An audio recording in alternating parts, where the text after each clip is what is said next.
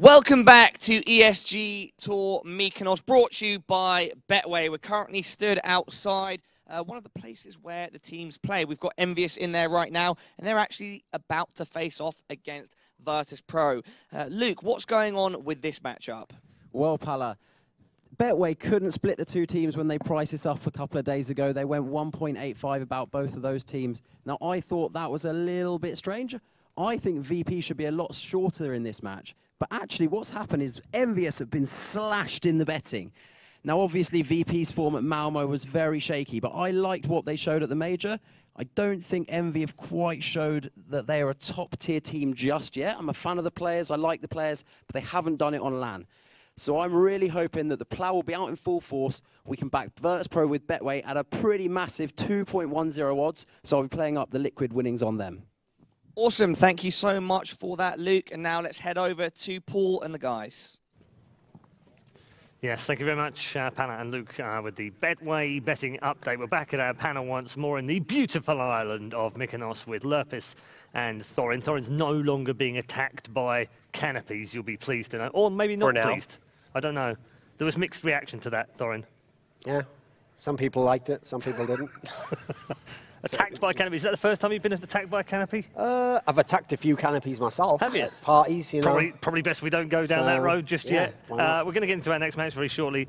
Let's just get some initial thoughts on this one. You've heard the betting advice, obviously, but EnVy versus Virtus.Pro, it's kind of when I see that, I just go, oh, awesome. It's like, no, I think the same thing. Two great teams, and then actually... And then I go, wait a minute, it's not 2015 anymore. Yeah. Oh, okay. So. Yeah, that's the disappointing part, because you want these guys to do well. You want both teams to do well. You want them to be up there, but neither of them seemingly are up there. I mean, I spoke to a few of the guys from Virtus.Pro leading into this tournament. They're kind of, we've had a rough year, but it's not been as bad as people keep saying it is. We've been making 25 grand a month. It's not that bad. It can never be that bad, Paul. It can never be that bad. Banking the money. Yeah. But to be serious, though, they won Vegas.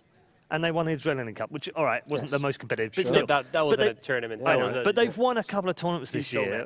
Vegas was decent. Vegas was good, but it's a long way away. So was the Major before Vegas, but it's just ever since then it's been like this. Yeah. And there's a long way down from here. Yeah, I think we're about 800 foot up or something.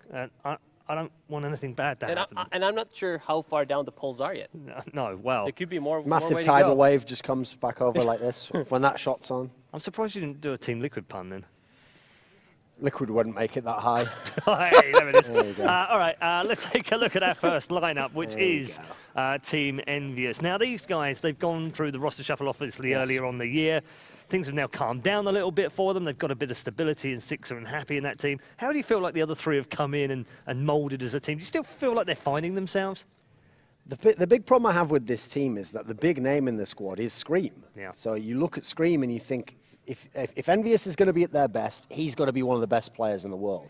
And that really is the main thing, I think, in this team that has not clicked at all. Some of the others have found their roles, and over time, like, for example, I actually think Sixer has improved a lot in this squad from the old EnVyUs. I thought he was kind of a liability there, admittedly joined very late.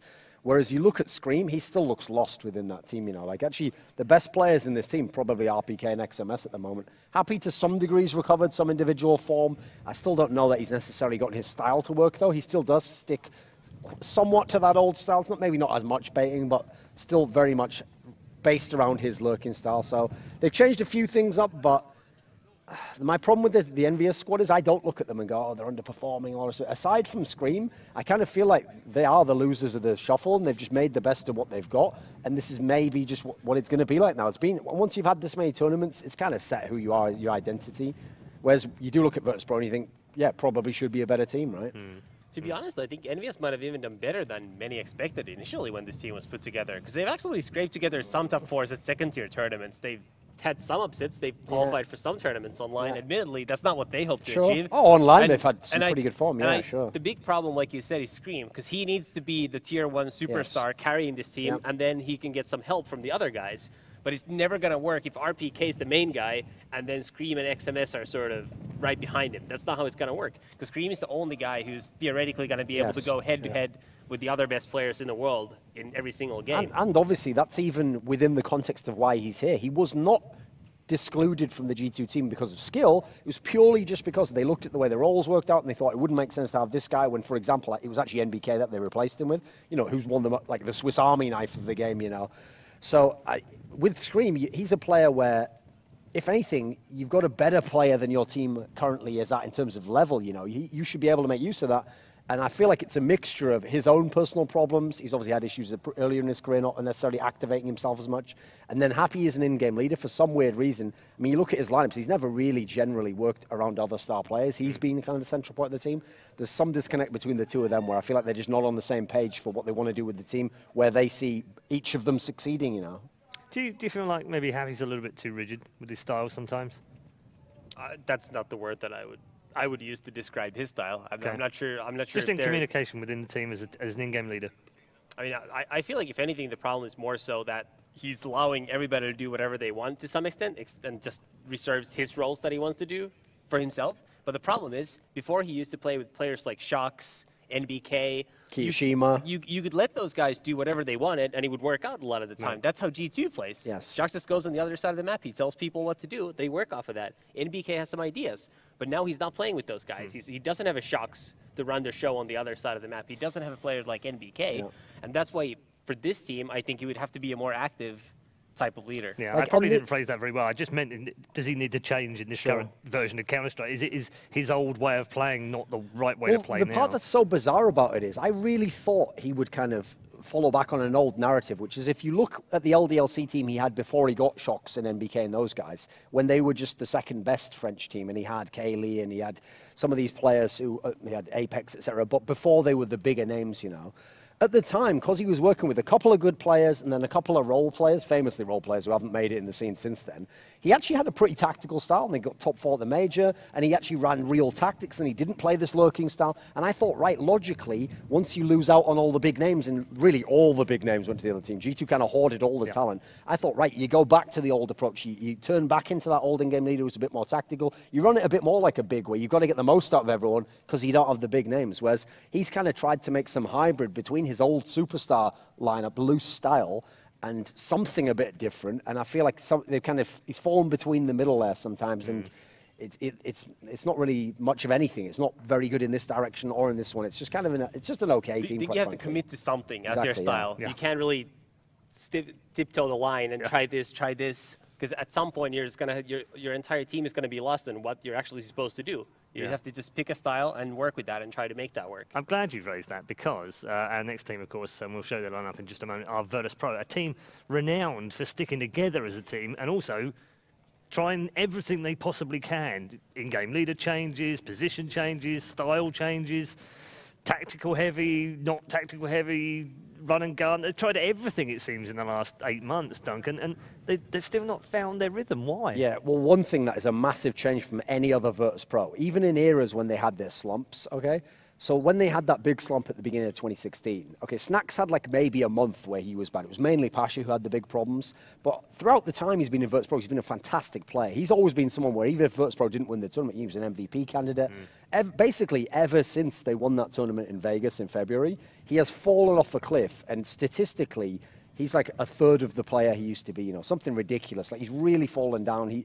And he's never recovered somehow. And so since, for me, he was the one true star player in that team. And I always thought what allowed them to win was they were kind of the modern, updated version of what they had in 1.6, where they would always have Neo there, and then the others, their job was almost like, right, he's going to get us close to winning, and then we've got to be a good team unit, we've got to have some tactics, and then we've got to kind of have the experience factor, win clutches and stuff, and that'll get us over the line. And you notice, both versions of these Polish teams, it's always usually close wins. They're not usually stomping people, you know. So I feel like with Snacks disappearing completely, there's a big gap left in that team. And so, for example, Pasha actually plays pretty well now. He's kind of recovered form. Even Bialy's decent. The rest really struggled, though. So I think this is a kind of a composition of those players that I've never seen before, where those are the stars, and the ones that are off are the ones I think have to be the guys who return. So I don't know what they do at the moment. Tommy, any ideas? I mean, what we were saying earlier is I just think if Snacks is still calling, you have to get him off that role. Because I think that's the one thing that's coincided with his huge drop in form. I think you have to have Neo call or have anybody, like have Pasha call for crying out loud. Just don't have Snacks call, because he's the guy you need to be putting up Tabs and type numbers. and just playing all the hardest roles and doing all that stuff. Because you have to remember, he's one of the most versatile players in the game. He plays any role. That's what he said famously after, I think it was after Vegas, when he went, it's like, well, if I have to call, I call. If I have to op, I op. If I have to clutch, I clutch. I just do whatever that's needed. And that's what he needs to do. Because otherwise, like Duncan said, it's just Virtus.Pro just isn't as skilled of a team as some of the other teams out there. So they can rely on that. And they're not the most tactical team, so they can't rely on that either. But even that's a bit sad, though, because during this slump, at their worst moments, getting like relegated from Pro League, for example, and even some of the games like at Malmö, if you ever go and watch their demos, it's not that they're not trying. They haven't just given up, and they still innovate new smokes and new rushes. So they're doing stuff. They're working tactically, but you got at the end of the day, it doesn't matter how tactically you've got to at least have the baseline of good players who fit their roles. At the moment, that's where they fall down. Okay. How do you assess them in terms of coming into this tournament right now after a disappointing Malmö as well? I mean, they were a disaster in Malmö. I don't think disappointing is strong enough of a word. But you're allowed to say, you're allowed to go as far as you like, Tommy. I have to be fairly Put it this way, they lost to a Renegades team who then immediately after the tournament said, this lineup doesn't work at all, kick this player. So, you want that to be their best day. Like, wow, everything was great. I want this guy in my team, So that kind of sums it up right there. They were the team that you thought after the major, they should have a chance, right? And they go out last place in a group where, in theory, one of the weak teams was there. And, people always say, well, Virtus.Pro, they care about the majors. That's when they always show up. I mean, but they had the easiest way to the final at the previous major, and they still didn't make it. It was supposed to be on their home soil. A big thing about that didn't help. Yep. And, I mean, frankly, we were talking about this earlier. Aside from their first major win in Katowice in 2015, their major form isn't actually particularly good. No. They've made tons of quarterfinals, and they rarely ever get past that. Semis, just a couple semis. Yeah. But, I mean, I think the whole thing is a little overblown. Like, they just need to start getting some results back on the board. Okay. We're going to move to the veto fairly shortly, so let's turn our attention to what potential map we might end up on here, or even whether it really matters between these two. One map that I would love to see, because I know EnVyUs still like to play the map, and if they can, they go towards it, is Cobblestone. So I feel like if the two teams kind of just agree on it and they ban out each other's weak map, I feel like Cobblestone would be a really great game. It's always been a Virtus.Pro map. It's always been a classic one. I actually think that's a map, by the way, where you can look at some of their problems, because what was the classic position Snacks always played? It was like the Matrix area going A-long. They swapped that up. They switched him over. I think he now plays in the B side, actually. So they've changed up even some of their classic positions. That's what I mean. It's not like they just chill and then they really do the joke of like, oh, we make so much money. We'll wait until later to get ready. No, it looks to me like they're trying their hardest. They're trying everything they can, in short of a roster move, because that's kind of the one area they're not allowed to go in their minds. That's the forbidden zone. So they have to try everything. They have done, and it just hasn't yielded any results. Yeah, that's the disappointment about it, Tommy. What do you expect from the veto? I actually tend to agree. I think Cobblestone would produce the best match. I don't think we're going to see Train. I don't think we're going to go to Overpass. No. I feel like those are not going to come up. Usually VP doesn't want cash. Yeah, I don't think cash is going to be on the board. But Mirage has always been an EnVyUs. I don't think EnVyUs is going to play Mirage. So Train's a possibility, I guess. It could be, but I just feel like both teams would be more comfortable. I think VP would obviously want Nuke if they could. Yeah, Nuke is not going to. Yeah, they're not going to. I think Cobblestone is the most obvious choice. Because it just feels like that's one where we both like it, so we both just don't veto it, and at the end it ends up being picked. Whereas often a lot of the vetoes go the other way. You're just vetoing everyone's strong maps, and then you end up on a middle ground for both. Whereas that's why it could be a good game. Both teams like the map, kind of a classic map for both. Okay, I'm hearing we're still waiting for the veto to begin. So we'll just talk about the overall tournament itself. It's obviously it's 200,000 euros, Duncan. It's a decent wad of money and great location and what have you. There was just a little bit of conversation in the community about, well, it's kind of like it's at the end of the player break, and it feels like they're on a player break. Then when they come here, it feels like they're on vacation. So how do you kind of balance that? It seems like some of the teams have come here gone, yeah, we're still in vacation mode. Well, I mean, I have to say, that's the reason why I think if you look at Malmö, the results are all over the place and upside down at times, because people are either coming off a player break where they haven't played, or teams have made brand new lineups, and so who knows what to expect, either playing them or from themselves, So hopefully at this tournament, we don't have as many teams that made roster changes. I think that's great because you can you pick up the old rhythm of what you were doing, especially the likes of VP, etc. I think that there is the fact that, sure, some of the players might say, oh, we want to break, etc. But from what I've known of nerds, you might take a week off. You might go out for if you've got to go for, maybe you go somewhere for an exotic location. it's now been like, a solid, what we're talking, like 5, 6 weeks at this point in time. I think a lot of them want to play some Counter-Strike at this point in time, get back into the swing of things, especially some of these teams who have had, a bad last few months and they want to kind of put some results back on the board. Even SK Gaming probably want to win this tournament really badly because of how the last couple have gone. So I feel like actually it could be a motivator in that respect. Yeah, I've definitely heard a couple of the teams out there have literally been like, it's actually been kind of boring. I just want to play. I just want to get back to playing. And so some of them, I guess, have probably practiced a bit more than others as well. And that's we sort of don't know which ones are which, because I've heard that some have had boot camps before they came here. Some had obviously DreamHack Malmö before as well. So varying states of doing. Well, when do we find out when the true form of the major qualifications, because they're a few months away presumably, so when do we find that true form? Is it this weekend? Is it next weekend? Is it a couple of months from now? I feel like it usually manifests like about a month out from the major. I think that's when you can it's kind of set who the really good teams are. And at that point in time, if a team hasn't got it together, it's unlikely they're going to buy the major. I will say one of the... Of course, your flip side. Yes, obviously they just they just don't exist until the major, right? And then they arise from the tomb, Blade comes out, he takes on the human skin and stuff. No, one of the interesting things about this tournament, though, when I think about it now, is one reason why I think some of these teams will actually have prepared here is because your teams like Team Liquid, EnVyUs, Heroic, Big, they're having to play qualifiers all day long for events. They aren't used to getting invites nowadays. They actually have to go the hard route, which means you have to play tons of online qualifiers. So at least they'll be in some kind of battle-tested shape, because we know teams like Team Liquid definitely have been scrapping, trying to make it to some of those. So it's different from a team like SK.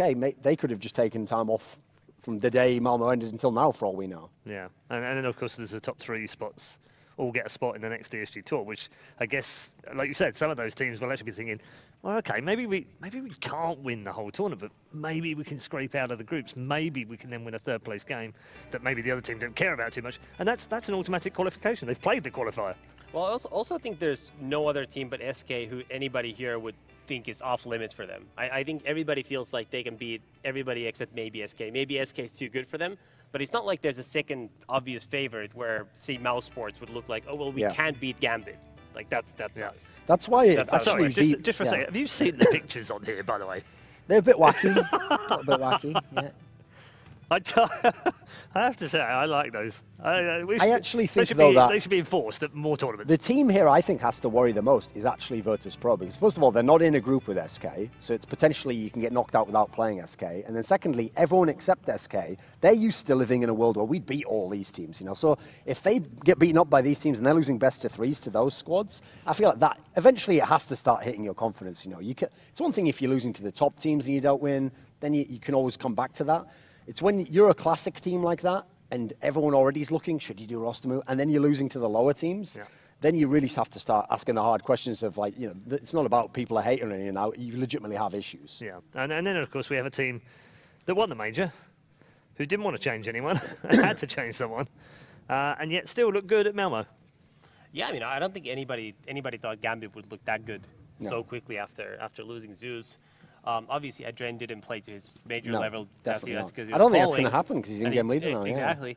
But I also wonder whether that's going to be sustainable, because like we talked about earlier, they had some wacky plays in Malmö to get to that point. I'm not sure if that's going to work out the whole time. And also, whenever a team parts ways with their leader, a lot of the time it works out really well for the first, say, 1 or 2 months, when they still have all the old game plan that they can rely on and just have someone else make the call of when to do what of those plans. But then slowly they evaporate, people forget timings, they start messing things up, and that's when it really gets challenging, because you have to start reinventing your game. And that's where the challenge is actually going to be for Gambit, to see if they can still do that. So maybe there's some leftover Zeus in here. No, there's plenty of leftover. Yeah. It's like 90% leftover Zeus for the time being, but it's going to get worse and worse every single month that goes by. Yeah. So it'll be interesting to see how they go. But I just want to run this past you, Duncan, because I thought this was very interesting when we looked at Gambit's previous results. And Tommy and I spoke about this before. You think of it as like, oh yeah, wow, they won the major and it came out of nowhere, and it kind of did. But listen to this: major winners, obviously, DreamHack Malmö 3rd, 4th, DreamHack Summer 5th, 6th. DreamHack Austin winners, CS Summit 2nd, E-League Major, long way ago, but 5th to 8th. So some decent results this year. Yeah. That, for any team, would be like, we've had a good year. Yeah, but the problem they had as a squad was, early on, they were like a really dangerous underdog team. But then it was only for these 2 maps. Like, they had this one period, I think it was at Star Series, where their stats were like, 8-1 on Cobblestone and Overpass, 1-7 on every other map in the pool. So like at that point in time, sadly, they'd been getting these top teams on those maps where the top team was thinking, well, I'm the best overpass team, so we'll play you on that, and then losing. And then after that, everyone was like, right, we'll just ban those 2 maps. And as soon as people started doing that, the wins started to evaporate, and they could only then go against some of the tier 2 teams, like some of the CS Summit teams and the DreamHack Austins. Then you go beyond that, they had this little period where all of a sudden they started to get together, actually. Now they were winning, they actually had this deep map pool, you know. I feel like it was coming into the major, though. A lot of people don't know this behind-the-scenes story, but they were losing all their scrims. Online play had always been terrible the whole time. And actually, supposedly, the team was just going to break up. They were going to fracture. They thought, like, right, you go to the major anyway. Obviously, we qualified. But it's probably over after this. Yeah. So I mean, we're hearing rumours of, like, massive Eastern European, Russian, Ukraine, CIS kind of shuffles involving Hellraisers, them, NaVi. I mean, they were one of the core teams of what was supposedly going to be a massive shuffle. And that's the thing, to me, it's like, yes, I do think they had something to that lineup. Like, I think if Zeus had just stayed, they could have been a pretty good team. Maybe they could be, like, 6th best team in the world. But I do think they'd kind of peaked. And then I think the fact that they had the terrible period before the major showed them, like, this could be going totally wrong. And then when they had the major, I almost think in the back of some of their minds, they were like, well, what more can you expect from this lineup? We did the best. We won the major at the end. Now let's just knock it on the head. Let's not get silly. You're like, you know, quit while you're ahead. Let's go to a different direction. Obviously, for Zeus, that meant going to NaVi. And then this quite bizarre move, but one that thus far has worked in picking up Fitch from Tengri, the old team where Hobbit, etc. played. Yeah, almost like a feeder team, dare I say it right now, for Gambit at this point.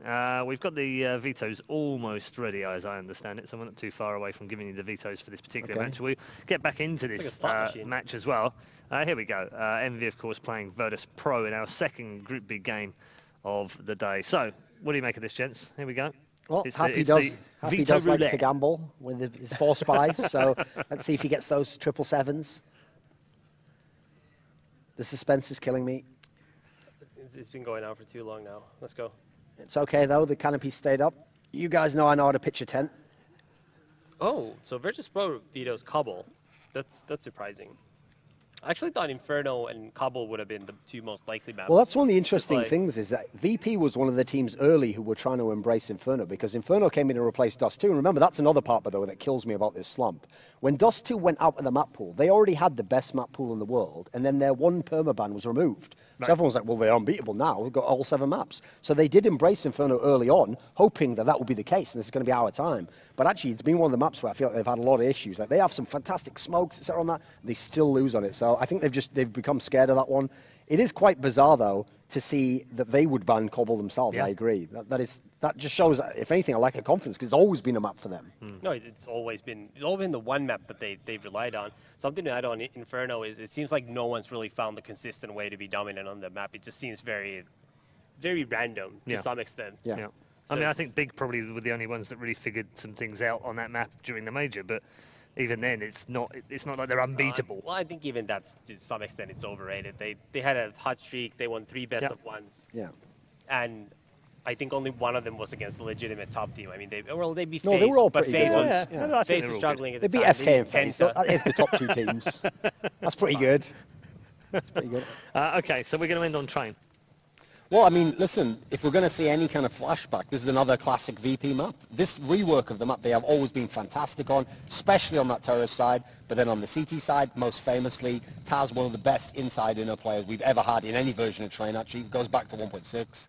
And this is also another map where when they reinvented themselves last year and came out of their old slump and in that like kind of post-major era, they were the #1 team actually, and they were having that really strong run. This was one of the maps where Snack started showing us AWPing actually. He brought that out of the equation. He became the AWPer over Pasha, etc. So I want to see what type of a Virtus.Pro appears on this map because there's so many different variants that have been good in the past. But with the players that are playing well and poorly at the moment, I don't feel like you can necessarily go to one of those. Right. So are they going to reinvent themselves? Are they going to go to kind of an old model? Can EnVyUs make them? That's another factor, you know. It might not be about Virtus.Pro. It might be about, is EnVyUs going to be good enough on this map? Because funnily enough, when EnVyUs guys had the old lineup with Kenny S, etc., this was a map that was a real problem child for them. They'd play it just because they had to with what else they banned. They didn't want the overpasses and Mirage of the world. But they were always a bit ropey on it, you know. And that was with Kenny S, one of the best AWPers in the world. So I have question marks for both teams. I think part of the problem for the Frenchies is that you kind of need a tactical style on the T side of train. You at least need set executes. And like we said, that's not really the kind of style that Happy likes to play. There's not really any loose team, if you think about it. It's really good on the T side. And even after that, you still need some skill, because very open map once you get out to the bomb site. And you still need to win those rounds.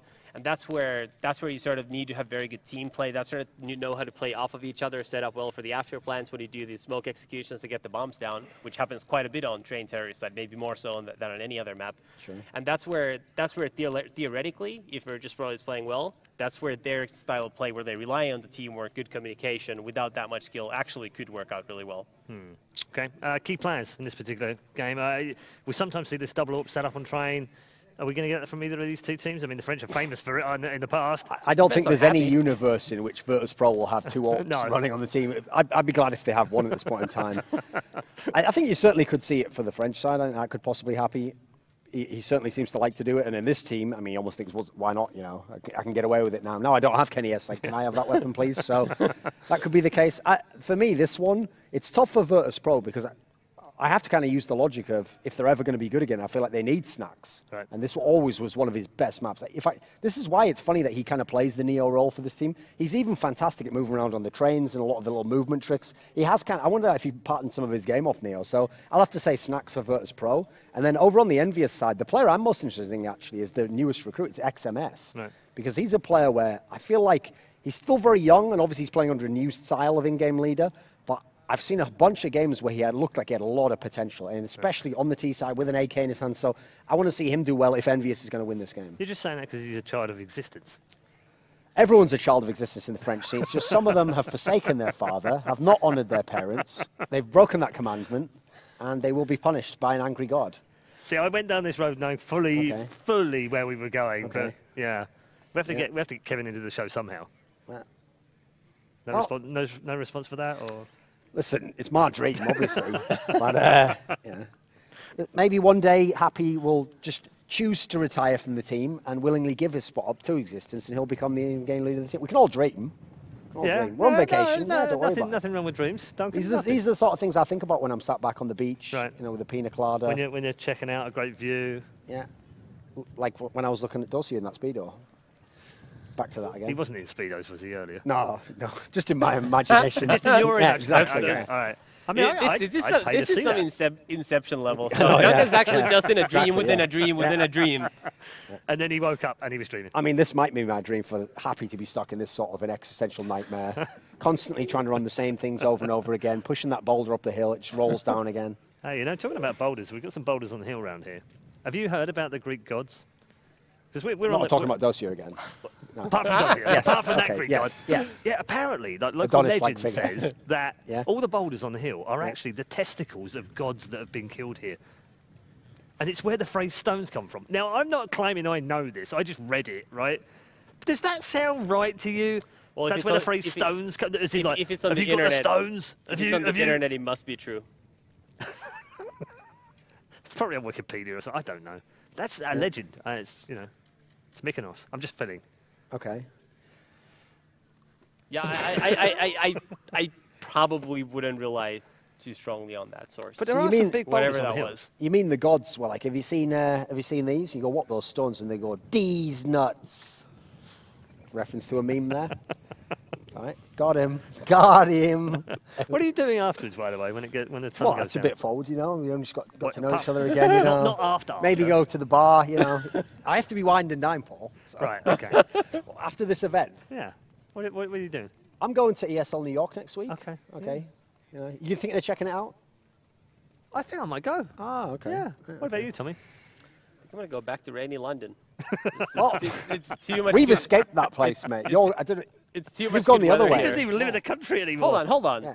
London's actually, I've escaped Finland, and I've come to London, where we don't have snow, and it only rains about half of the year. Okay. So maybe next I'll go somewhere where the weather's actually nice. You've got one level higher in Inception, but you're not out of the dream yet. Not yet. Not yet. Okay. Still spinning my thing, and it just won't stop. No. Okay. All right, well, I'm hearing that the players are almost ready. They're almost on the server and ready to go for this particular game. It's EnVy versus Virtus.Pro. So, final predictions from the pair of you. Which way does this go? I'm going to go ahead and say Virtus.Pro wins this. And you might think, oh, wow, yeah, hold on. Like, you just spent 10 minutes trashing them, Duncan. Exactly. You might think, what, you believe in Virtus.Pro? No, I just really don't believe in EnVyUs. So I'm going to say, by virtue of elimination, someone has to win this game. So congratulations, Virtus.Pro. It could just go on. It's overtime. I think they're bad enough that it won't. So it will be a win for Virtus.Pro, I think. A narrow one, but I think this will get them started again. And maybe winning the best of ones also. That'd be a great motivator if I'm in this bad form. Let's just win the best of ones, get out of the group that way. It's a shame I let Duncan go first because I was going to say Virtus.Pro as well.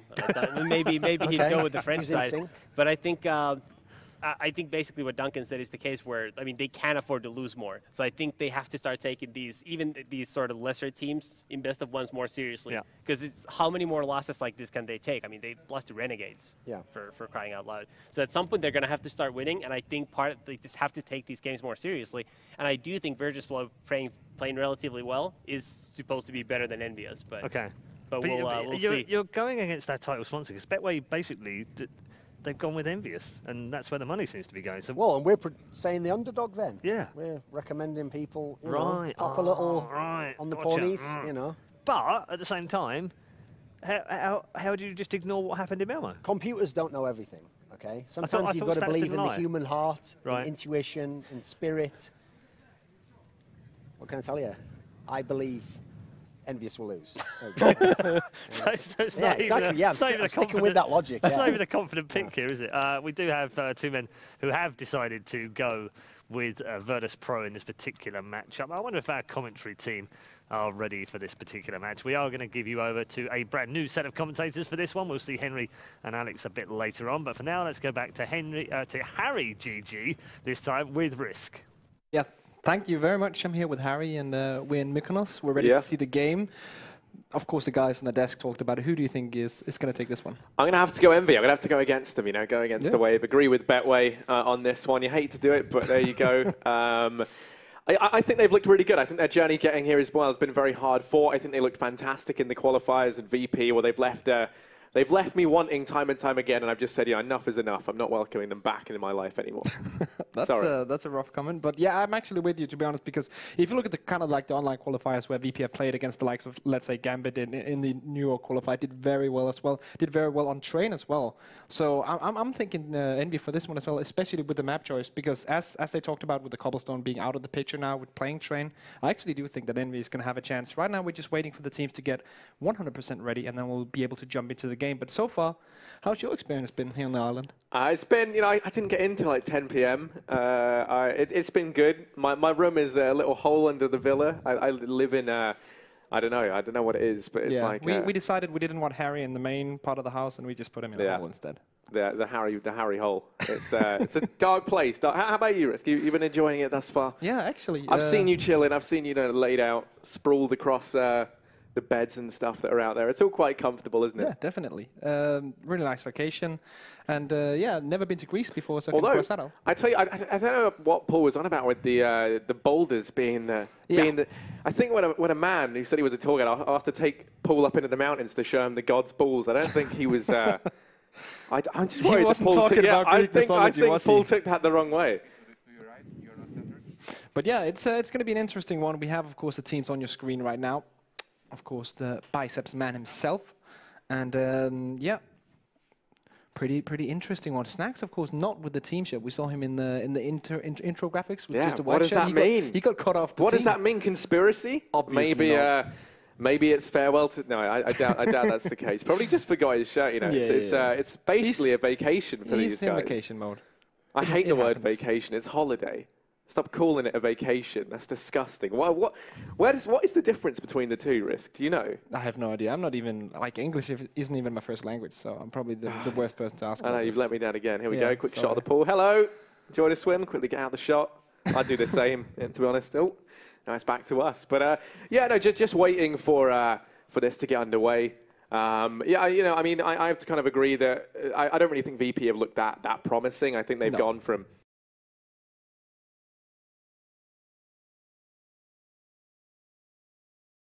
being the major, and even then they had a very easy path to the finish line, and they didn't capitalize on it. So I think then when you look at EnVy, we saw them come through that qualifier. They played versus LDLC, Space Soldiers, Hellraisers. Of course, they won out in the grand final versus LDLC. They looked fantastic throughout all of that. And I think they're a team that's been going from strength to strength, in all honesty. I mean, it feels like things have started to move into place that little bit more. Yeah, I mean, like, Happy maybe finally kind of figuring out how to run this a little bit. I mean, Scream, when I spoke to him a couple of times, and he was kind of saying how they were actually figuring out his role specifically within the team. And, he wasn't playing that same style as before. So it does kind of feel like maybe it's all started to click into place that little bit more. And when you look over a VP, it's kind of a team in disarray that I really hate to see, especially when you look at the players on it, right? They're the 5 kind of Polish legends. They are the players that you want to win. Like, you want as a fan to have them win a tournament. But then again, like, if we look at the recent maps, for example, when they were at the major, when they played really well, they played against, let's say, a Gambit, lost on Train also. So maybe that could come back to haunt them. This, like, Train not being a perfect map for them anymore. Because if you look back statistically, Thorin mentioned this as well, like a player like Snacks who can play so well on this map. They used to be gods on this map, along with a bunch of other maps back in the day. And now we're at the situation where VP, they're not the kind of level of a team that we used to have them. And then Team EnVyUs are coming up again after a long slump, winning all these online qualifiers, winning DreamHack Atlanta, albeit against worse opposition than we have at this tournament. But still, they have done well recently, and now they're coming into this tournament, in my opinion, very hot. Definitely off the online results. Yeah, you just got to look at it, right? I think EnVy could beat Renegades. I don't think the VP could beat Renegades. There we go. Yeah, I think it is just kind of the classic story. But then VP are this team that everyone always says, doesn't matter about their results right now. They'll come back. And the issue I think a lot of people have been starting to face is like, how far can you fall down that hill before you, before there is no getting back up, before you are just down and out for the count? Because, it's something that we've never really attributed to VP. I think that's even, the case for the people hiring them. Their contract's signed until what, like 2020, I think it is? Yeah, it was a 4-year contract. Yeah, I mean, four months ago they signed it. Yeah, and I bet they're sweating just as much as VP fans are, thinking when the hell are these guys going to get back to the same level they were at before? And I really hope, for their sake that they can. I think it's such a nostalgic team as well when you watch it. And as Duncan was saying, they do definitely still try and innovate. They've been trying to improve, so it's not through lack of effort. We're not seeing them reach their potential. It just seems like there's such a big void ever since you kind of saw Snacks fall silent a little bit. I really think Pash has been the one stepping up to try and fill those boots. But, I mean, famously was never really the player that we saw running away with anything. No, and also Neo. Neo is one of these players that I think every CS player in the scene has so much respect for, but his level over the last, let's say, 4 months hasn't been up to the standard that he would probably also like it as well. So, in my opinion, like, if Neo could maybe start to get a bit back to the plate, Snacks as well, if you could have those two players individually stepping a bit more up, and the team in general start to work better than they are currently, then they would have a chance of actually doing really well and coming back to the kind of form that we saw them winning at the Vegas tournament, that we saw them way back in the day when they used to win majors and place top with majors. So it's going to be an interesting one, and this is the first tournament. They had Malmö. Now, okay, we know there are problems. We have to work back. This is all a big story of how VP comes back to glory, some would say. But let's just see if we can get into it. We're still waiting here, of course, for the players. That's why we're trying to fill here, but players are joining up. We have all of them on the server now, so we're just waiting for them to be 100% ready, because, of course, we don't want any player to get into the server not being warmed up. I know this is like a vacation tournament, but still, everyone has to be 100%. Yeah, I mean, you say vacation tournament, it's still 100 grand for first place, right? I mean, that's a pretty good vacation. If someone told me I had the option to go on holiday and also win 100,000, I'd do it for 1,000. I just nearly sold out there, but don't tell ESG that. Yeah, I mean, right now, we are just waiting for them to get on in. I imagine they're just sorting out, fine-tuning these settings, running over any problems that there might be. So yeah, I mean, we should be getting into this one fairly soon. I doubt we're going to have any sort of, what is it, like, we heard about how Henry is just this guy who just slaughters his pets. Oh, yeah. I don't think either of us are that way inclined. I hope you're not, Niels. No, I wouldn't be sitting next to you if you were just like, yeah, I strangle dogs.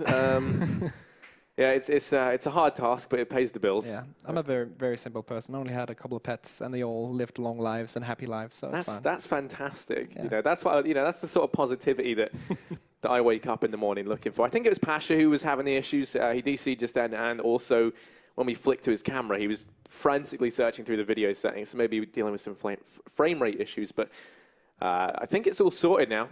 Just been given the 1 second call, so I'm hoping that we're going to be back into this one because delays are never fun. Yeah, that's how it is. But once again, if we can go back to the map here, because we are playing Train, I'm very interested to see how VP are going to tackle this, because Team EnVyUs, of course, they have Sixer who can play with the AWP, but they also have Happy who picks it up sometimes as a secondary AWP. But in general, as a team, I would say on the CT side of Train, they have so much damage that they can do. So I'm looking to VP on the T side. We saw Duncan and we saw Tommy talk about like how they still try to innovate on the T sides of these maps, despite them being this legendary team that have fallen off a cliff, to be like, not to be rough, but that's kind of what the story is.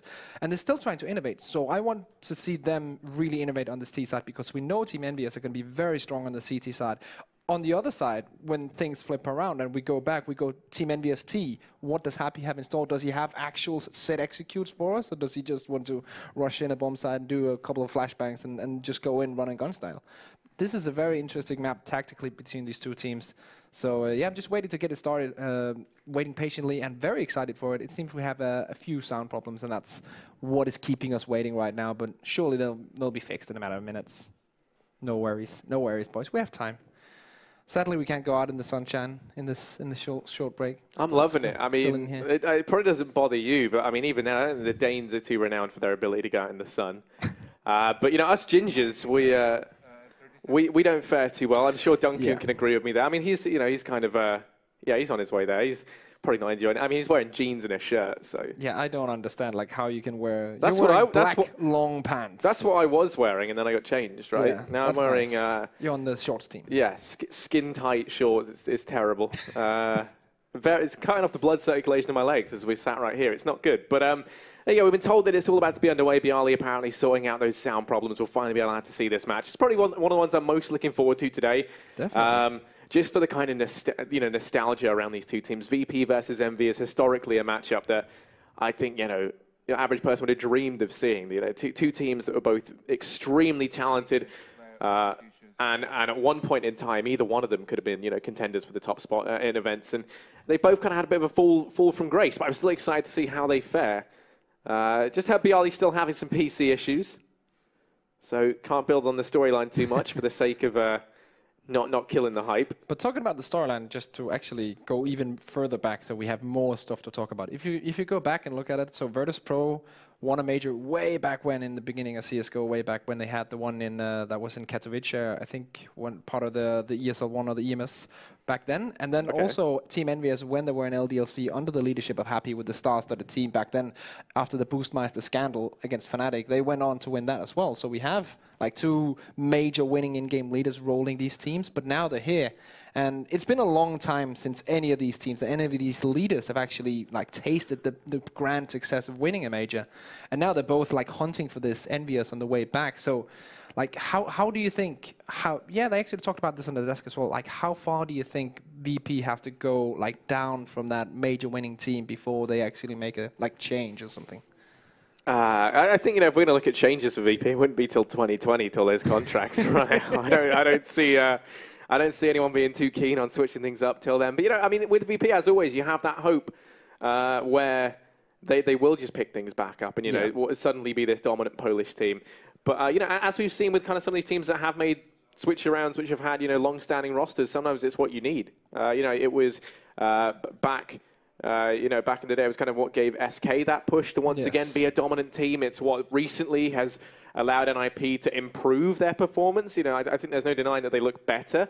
It's not to say that they're, still like world class as they used to be, but they are looking better. So I just think it is kind of a matter of, at some point, VP are going to have to acknowledge if things continue like this, that changes have to be made, and then you kind of look at who would they pick up. I think someone like Manice would be someone that they're really looking forward to. He was kind of one of the players who we said, you have to keep an eye on this guy. In my opinion, I think that the question is, do they pick someone up who right now could fit into the team and the skill level, or do they pick someone up like Astralis did with Kirby, where, okay, he's not going to be on this point in the first 3 months, but let's say in a year he'll be very good, and he turned out to be very good. That was around the timing when they won the major. So maybe they'll be looking towards some of the lower tier Polish teams. I know one of the players, he was on Ego, I think, the team that almost made it in the E-League qualifier, a player called Guacha. actually really surprised me. So the Polish scene has a lot of depth as well. So maybe if they want to like go even deeper, let's say, I mean, because he is a great candidate. If they wanted to switch someone out, maybe go even deeper and search for like the talent, the next like Polish Kirby, who's only going to be like 16, 17 years old. Yeah, you know, I think right now it feels like the Greek myth of Sisyphus. Yeah, Sisyphus. There you go. You nailed that. That was impressive. Yeah. I was pretty good at Greek mythology in school. I never did that. That isn't something that I've ever had to do. So there you go. Yeah, you know, it's like it's the case for those of you who don't know. It's, you know, like he got punished, right? And he had to push the boulder up the hill for all eternity. He only had to watch it roll back down and hit him. And then he had to push it back up. And that's kind of what it feels like, you know, with VP. It just feels a little bit like futile. They do these kind of one-off results, and then that's it. They're back out again. And at this point, it doesn't even feel like they can get the boulder back up the hill to reach that top level. Yeah, it's kind of like, as a VP fan, you always get excited for when they get into the major and you see, oh, they're making it, they're doing the run, they're starting to get map wins at the major, and they made it. Of course, they got the lucky bracket, but they actually made it really far into the tournament, further than most would have expected. And then, okay, they've done well at the major. Now they start stepping up again. Then we go to Malmö and they just jump straight out. But now, enough filling. We're actually ready to jump into the game, guys. VP versus Team EnVyUs. Train best of one here at ESG and Mykonos. And here we go. Yeah, we're going to be seeing Envy over on that T side to kickstart this one. VP on the CT side. And right now they're hoping to try and get this pissed around under their belts, pick up the early couple of rounds. Envy, what have they bought? You got Sixer, he's the man bearing the utility here for that T side, the smoke, the flash, and the nade. As they send a couple of players down here towards Ivy, the rest slowly but surely pushing through to Pop Dog. At this point, they could try splitting onto A, but they're going to be lining up the... I was going to say they're going to be lining up the smokes from Sixer, but instead he's going to now rejoin the rest of the team. So it looks like they might try playing for B here. Let's have a look. They only have one smoke on the CT side and one kid, and that's on Snacks. So that could be a big problem if, let's say, Snacks has to retake on his own or he gets killed early in the round. The rest of the team, of course, with body armor. And USPSs, apart from Bialy, who's with his trusty P2K. Let's see what the execute is looking like for EnVyUs. Oh, it seems like the sudden pause in the strategy for EnVyUs wasn't actually a strategy. It was just wanting to restart. So here we go. Wasn't actually live. Restart admin. And yeah, the suspense is killing me, Harry. I know, yeah. They're keeping us teased. They were like, this is what we could do. But no. But it's not what they will do, as we're going to restart this one. Here we go. Let's see what we've got this time around. Are they going to change their buy? Very much doubt it, but you never know. Yeah, we still have one more restart to go. Lucky third try. Let's see if we can get it right this time. Okay, here we go. Ooh, RPK's health bar moved up in such a weird way. But yeah, so we go. We got Sixer buying down the same utility as last time. The flash, the smoke, the nade. Everything looks perfect. Snacks, the one with the fuse kit and the smoke for VP. Now this time, let's see what they are going to do with it. Yeah, same setup on the CT side as well as last time. Yep, pretty much all the same. Let's see if they want to go for the same setup. Happy and Sixer just watching out. Definitely happy for that lurk position. If someone comes in, he's ready to counter it. If they want to push that Ivy. Right now, on point with Neo as he's guarding RPK, who's a couple of seconds away from making his way into the inner bomb site. As the terrorists are still waiting here. This is a very common strategy, just waiting for CT aggression. Making sure that no one pushes in. You have a lot of time on your hands, so you can do whatever you want. Right now, setting up for an inner push so far. Neo is the front of attack. Let's see if you can get this done. USPS long range, sees them and rotates back. Yeah, he's got the information that they are there. That's going to allow Taz to start to rotate on in. Joins up with Neo inside of B. The smoke and flash going to now rain on through for Envy as they come walking on in. Taz and Neo missing shots left and right. Taz able to find the first. No trade just yet as Neo still doing damage here on top of the drain. Going to go and deny the bomb as well. And now he's going to start his aggression forward. Neo in with another, takes three, leaving this all unhappy. The late lurk in from behind will be put to bed. Bialy picks that one up, and that is going to be VP to take this 1-0 as they get themselves the pistol. It's so nice to see Neo. Like, when he's hitting his shots, when he's having these moments where his individual level just hits, it's almost like a throwback back to the 1.6 era when Neo was just the best player in the game. And as a CS fan in general, I'm so happy to just see him in form. Hopefully he can continue this. They do go for the almost full buy here, Neo with the M4, MP9 on Passion Utility, and another M4 on Bialy. Of course, Taz coming in with the FAMAS, no UMP setup anymore. Pistols, of course, as we would expect. 6 is saving the armor, so he can buy the AWP in the first buy round. And then just a setup towards Ivy, happy with the lurk roll. They're just going to bypass that smoke. Pash is not ready for this. They are going to start to round the corner. He's going to fall. Bialy's caught unaware as a result, and RPK takes another snacks. He's the man that stands between them and this site, and he's not going to go down just yet. Picks up 2 with the UMP, still alive and kicking. Taz comes in and mops up 1 more, but Scream does find snacks. It's going to come down to the 1-on-1, and Taz, he wins that out. VP, they managed to keep themselves in that round in spite of losing Pasha early on. It looked like he was having some tech problems there. You could see him in the little camera that was tilted slightly. He was getting, well, tilted slightly. So the tech going to be called on in while they try and sort this out. Really nice hold, though. Despite they lost the 2 individual players in the beginning, the way that they stabilized after that and Taz picked up the remaining frags, that was nice. But for EnVyUs, you're looking at around, okay, you have pistols and you have armor, and you get 4 kills. You're very satisfied with your result. And especially the 2 openings, the way that they surprised VP, you have to be very, very happy about that. The smoke being put down on the Ivy, just pushing through it and taking that map control early on when VP didn't really, knew that we're going to come that way. But yep, let's see it. Still waiting on the tech issues as we are about to jump into round number 3. in this best of one. And so far, of course, only seen 2 rounds, but very excited to see how Neo can progress in this. Happy has to cook something up for the upcoming Pi rounds. Want to see some full outside executes, some wall of smokes, definitely. And as they talked about on the analyst desk, get Scream rolling. That's one of the things you have to do when you're that EnVyUs side, because if Scream gets rolling, if he gets tapping away, and especially if he gets unified with RPK, they're a very dangerous team. Here's a little shot of the pool outside. This time there's no one in it. And oh, here we go. Now, not the pool, but it's still the boys in blue. As, of course, the EnVyUs gang. Here we go. Tech Issue Central. It's a YouTube tutorial with Pasha Biceps here, telling us how to restore our mouse driver. I think he's trying to figure this one out for himself, getting a little back rub to do it. There you go. No, that should get sorted soon. Yeah, you know, I think it's very, very promising for VP to get themselves that pistol. I can't really read into this too much, but yeah, the damage being done from MV in that previous round, I mean, that they have to full invest into this one. Might see maybe a couple of players stick with the SMGs to try and farm up some cash, but very much, well, maybe one. It makes sense, right? I don't see them taking much more than that into the next round. MV, they're going to be very happy, as you said. They've done significant damage to VP economy. They can't really sustain any sort of buy looking forward. If they lose this next round, then they will be eco. The reset will come in. Round after next, that is, sorry.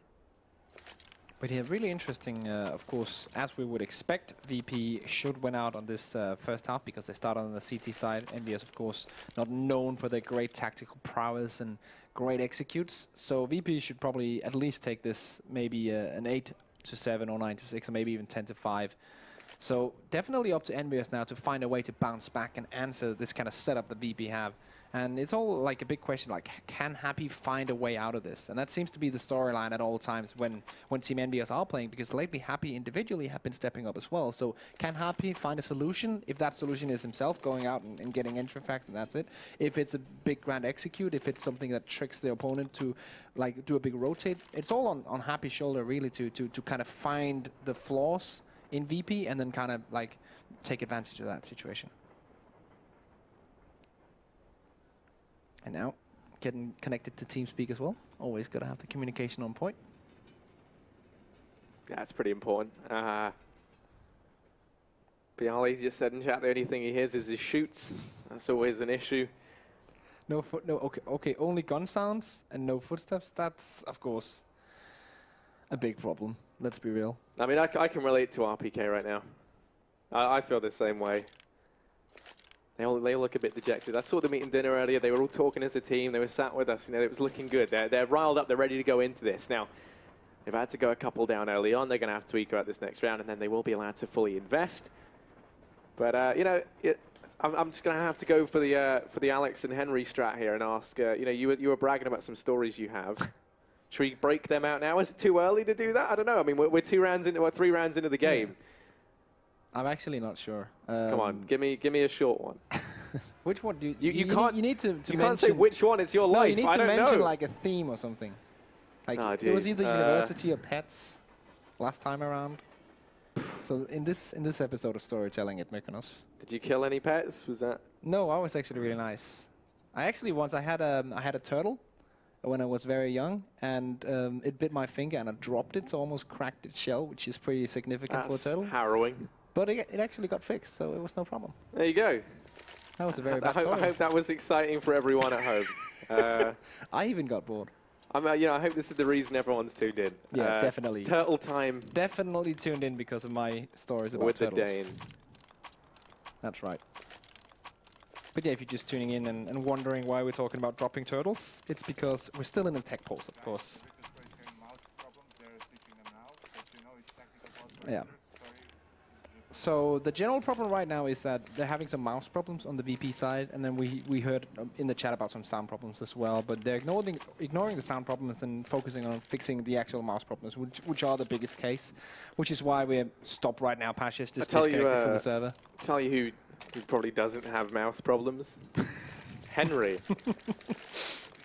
The hamster killer, as it were. Yeah.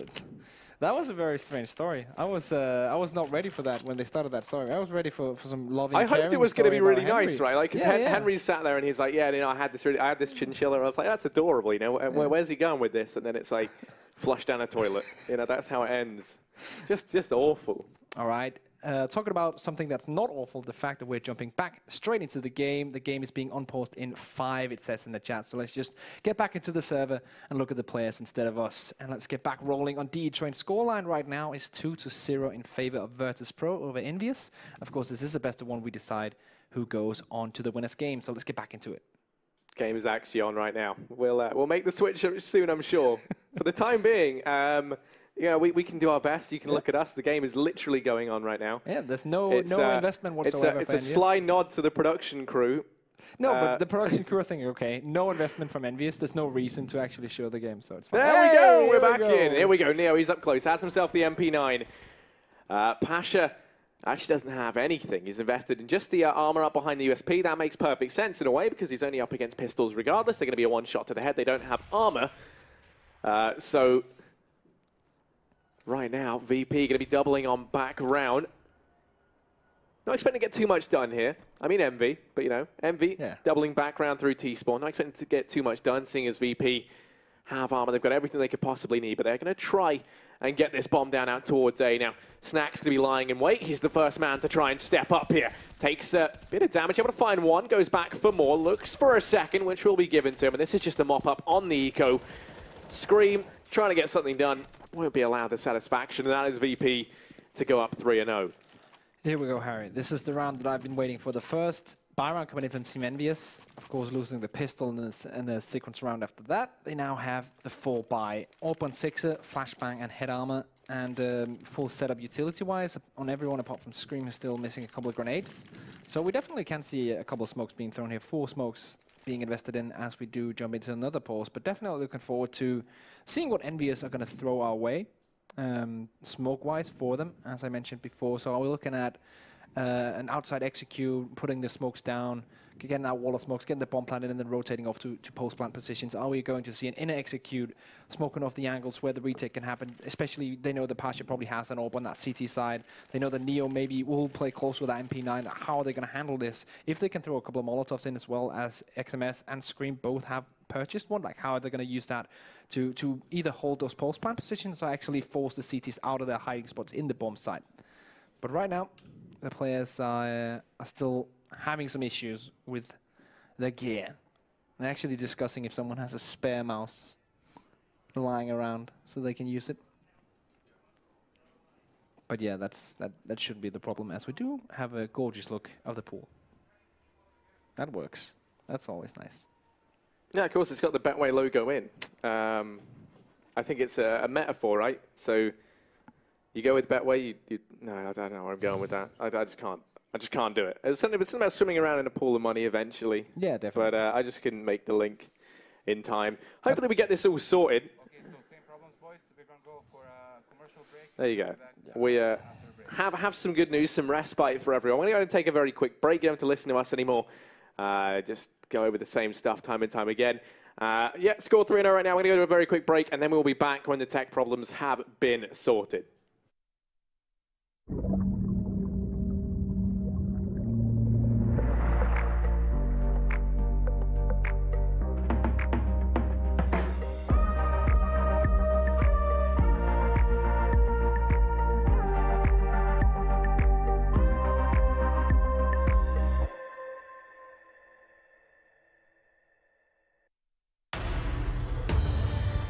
Be focused. Be uncompromising. Be the best and never hold out.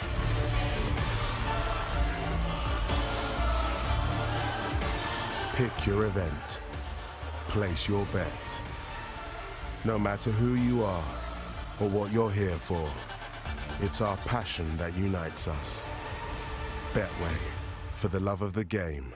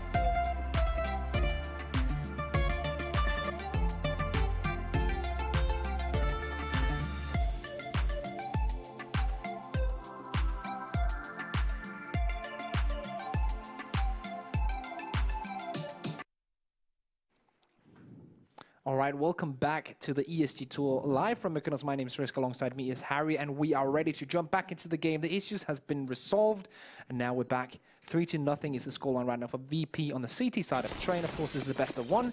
Winner goes on to the, well, winner's game, and then they have a chance of qualifying into the playoffs. And the loser has to go down in the loser's game. We'll battle for spot at the decider. Of course, the GSL system, as we are on train, we do see Snacks, the man, the myth, the legend, on Ivy, ready with the M4. Yeah, he's going to be holding it close, waiting to see if that pop flash comes through from Pasha. We're actually going to be holding the angle. Waiting there with the AWP in hand, but down goes Snacks on the entry from Sixer. That's the man advice taken here for EnVy. Pasha's at falling on back, had to give up some ground. The smoke rains in to keep him away. Now EnVy started to group the players background over here towards B. Slowly but surely pushing in through T-Spawn. Wrapping on back as RPK's been holding it, is fully aware there's no aggression out from VP. Yeah, they just put the smoke down on lower, and then Neo's holding on the back of the bomb side, as he usually does behind the train towards lower. So RPK is actually allowed to walk straight in. Neo will spot him now, but it's too late. They already have control of the bomb side with this kind of map control being given. The bomb is going to go down. There's not much that VP can actually do here, and they're not rotating away. They're just taking the duels one by one. Pasha finally understands that this is not a winnable situation and decides to hold back and try to save that AWP. But then again, like, EnVyUs coming into the round, the first environment, and they haven't had much going for them. They survived with all 5 players. Not a flawless execute because there wasn't much of an execute, let's be real. But they actually do get far into B. They make the right decision, they make the right call, and win the round pretty much. Pasha, of course, saving the orb, bringing that into the next round. Yeah, and it's important that he does, actually. When you look at it, they can't afford to buy. As long as he holds on to something, it means they can get the orb into the next, but he will be hunted down mercilessly by Envy, and that is going to allow T-side to grab themselves their first round. Money for the side of VP is going to be fairly limited. In terms of what they can get, they should be able to field it. A fairly decent buy, but Pasha is the real man you're going to look at with literally nothing. Get himself a Deeg, some armor up behind it, but that will be it. Yeah, and you're looking back now at the point where the round where Team EnVyUs were able to take 4 VP players down with pistols in that second round. So that's probably coming back to haunt them now because Pasha, of course, as you can see, doesn't have a lot of money. The rest of the team cannot really invest into the kind of utility they would want to hold them all. Sixer trying to go for the wall bang, doesn't quite hit it though. Now EnVyUs in a situation where, okay, we probably know we had a bit of an advantage here. We can kind of read the money situation since we know we did good damage in that round 2. So they'll probably wait out for a bit and then do, hopefully, a fully execute, maybe towards that outer bomb side where you can really try and like take advantage of the fact that you have so much more utility than your opponent. Run boost towards Ivy, where Pasha is.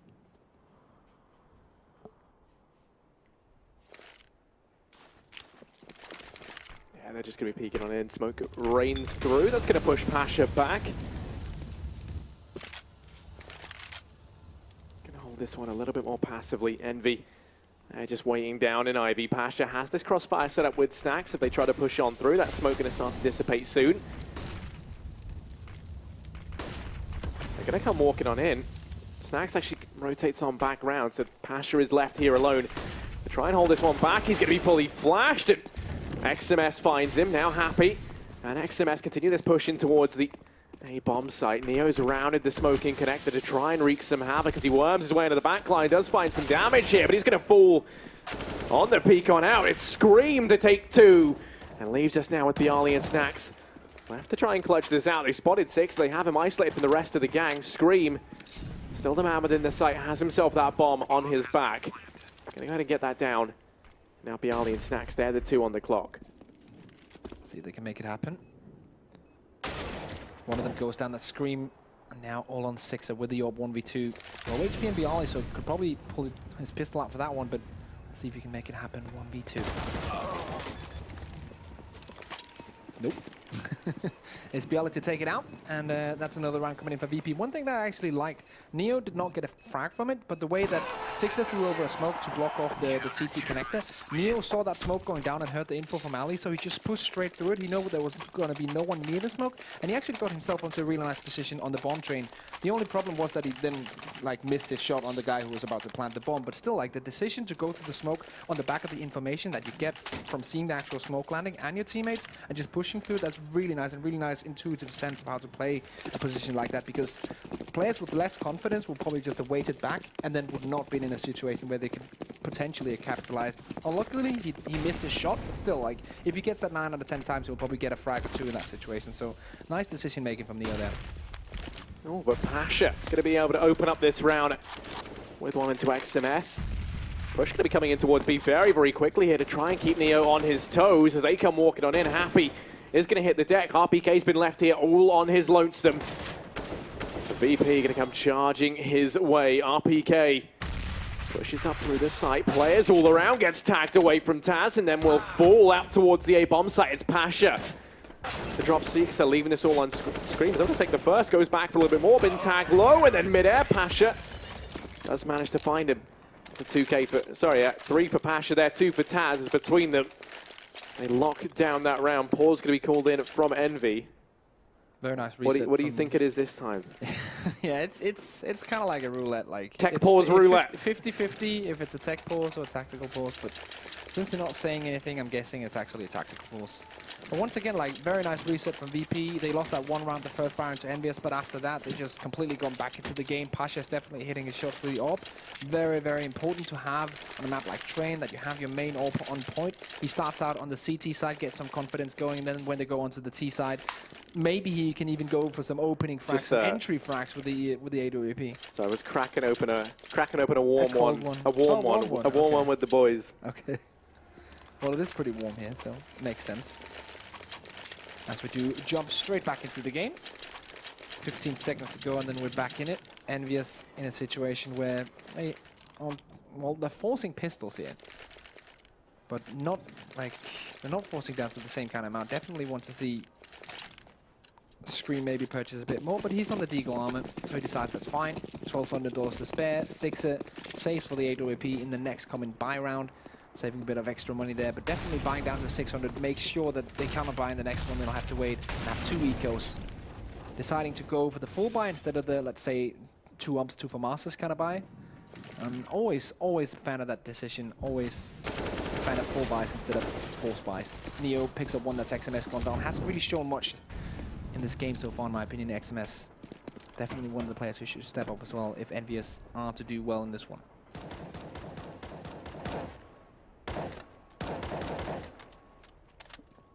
Pash is going to be holding in, waiting to see if Happy does come his way. He's just going to be waiting though. Envy taking this round very, very slowly. Eventually going to start this push out over here towards the A-bomb. So they've rotated the bomb background. Happy still waiting down at Ivy. Pasha is just lying in wait, is primed and ready to drop him from the equation. And once he's gone, they don't have to worry about the players coming out through main. So as they come running on in, Pasha actually turns his attention the other way, and that's going to allow now Happy to come in from behind. Could do damage, but Pasha's fast. As he drops 2, Bialy and Snack step up between them. And that is going to be VP in with their 6th. Yeah, so at this point, this is the same kind of eco strat they've ran 2 times now, where the main brunt of the team just comes out swinging towards that A-bomb side through A main, and then we have Happy, of course, in the lurk position at Ivy, but both times Happy have been shot down from that position. So it seems like VP are pretty clear on what EnVyUs are trying to do in these kind of rounds when you have Happy in a position where you're expecting him to lurk, and you're expecting him to come 5 seconds after the team. So they just shut him down. Of course, nice shot by Pasha, but it seemed like he was pretty much in control and knew what Happy wanted to do in that situation. Right now, full eco P250 is coming in, full B push.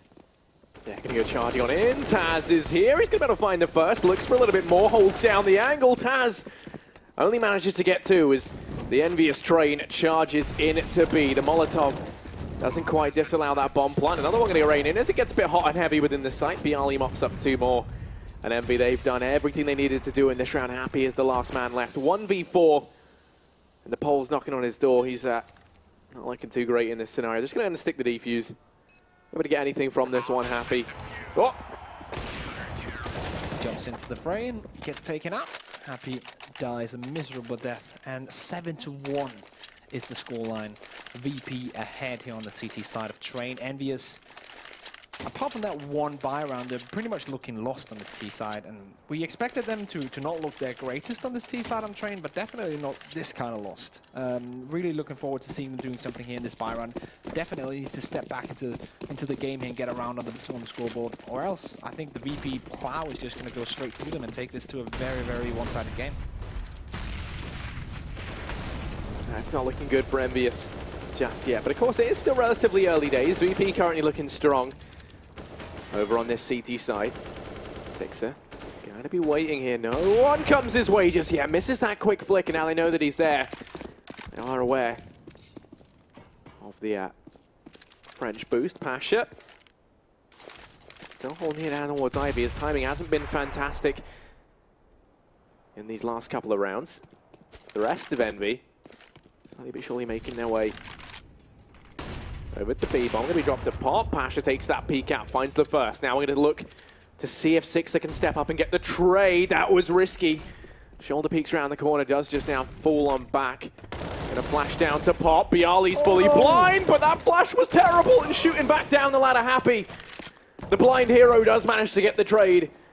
NaVi is still up though for the poles in this scenario. 4v3 is Envy, with their options fast running out, and Pasha on the aggressive. He could potentially spot this out here. That one solitary smoke going to rain into Connector.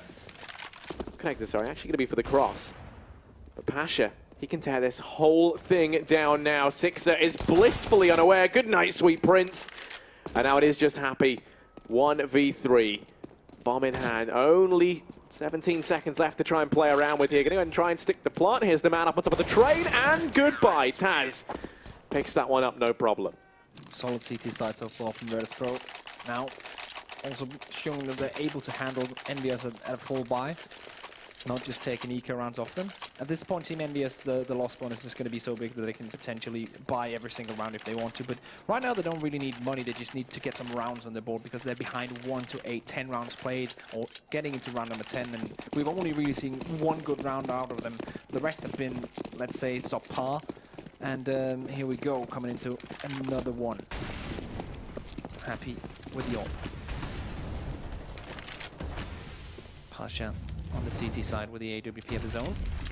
That's how, not really how we expect the setup, because Sixer usually is the one on that T side, on EnVyUs with the AWP.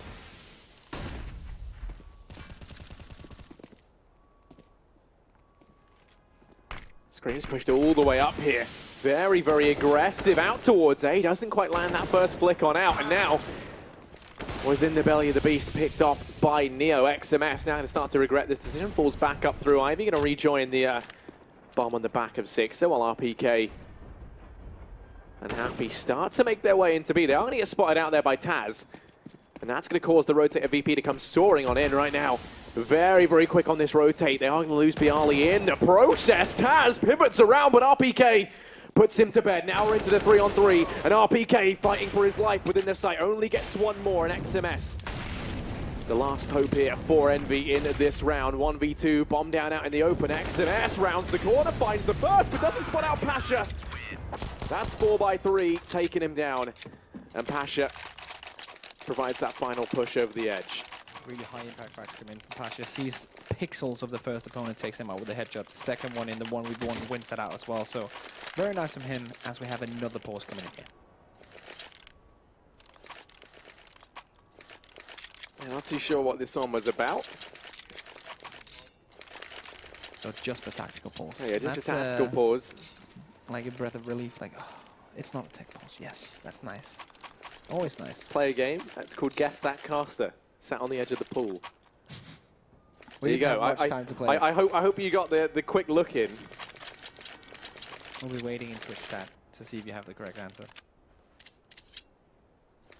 But yeah, I mean, you know, if you're Envy right now, Risk, if you're envious, because you've played in a couple of these French pro teams. Yeah, of course. What would you be doing right now? If you know, imagine you're Malik, you're looking at this one. How do you approach it? Well, first of all, I would just assume that we could try something that's been done and tested, and you can always get something out of, which is this like smoke wall tactic outside.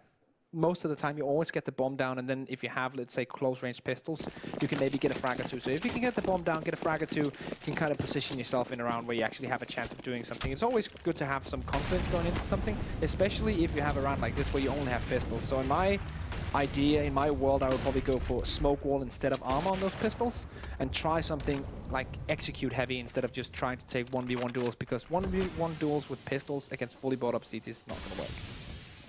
Let's see how they try and play this one out. They've sent Scream out here towards main. The issue is his Snacks is there. And will promptly shut him down. That's a two-man advantage now for VP as they look to be in the driving seat in this round once again. Sixer, how to find himself that Deeg on the ground. Wants to try and take this duel with passion. Not one I would want to take, though, as he gets beheaded. And now Neo steps up at the end and finishes off both RPK and Happy. Yeah, definitely. As I said, they're trying to take duels, and I can understand, like, if you want to go ahead, you have a Deagle round, you have not a lot of hope in the round, you just want to see if you can win a duel and then get a weapon and then see if you can do something else. I would, of course, love to see a bit more structure, a bit more team play, getting some smokes in, getting some peaks with the angles and the flashbang timings with your teammates. Something that Astralis, for example, is very known for, something that North are very known for, getting these flashbang timings in. This is not really happening for EnVyUs in these pistol rounds, and I feel like they're just trying to go out one by one and take these tools and trying to gain some confidence back, but it's not working out right now.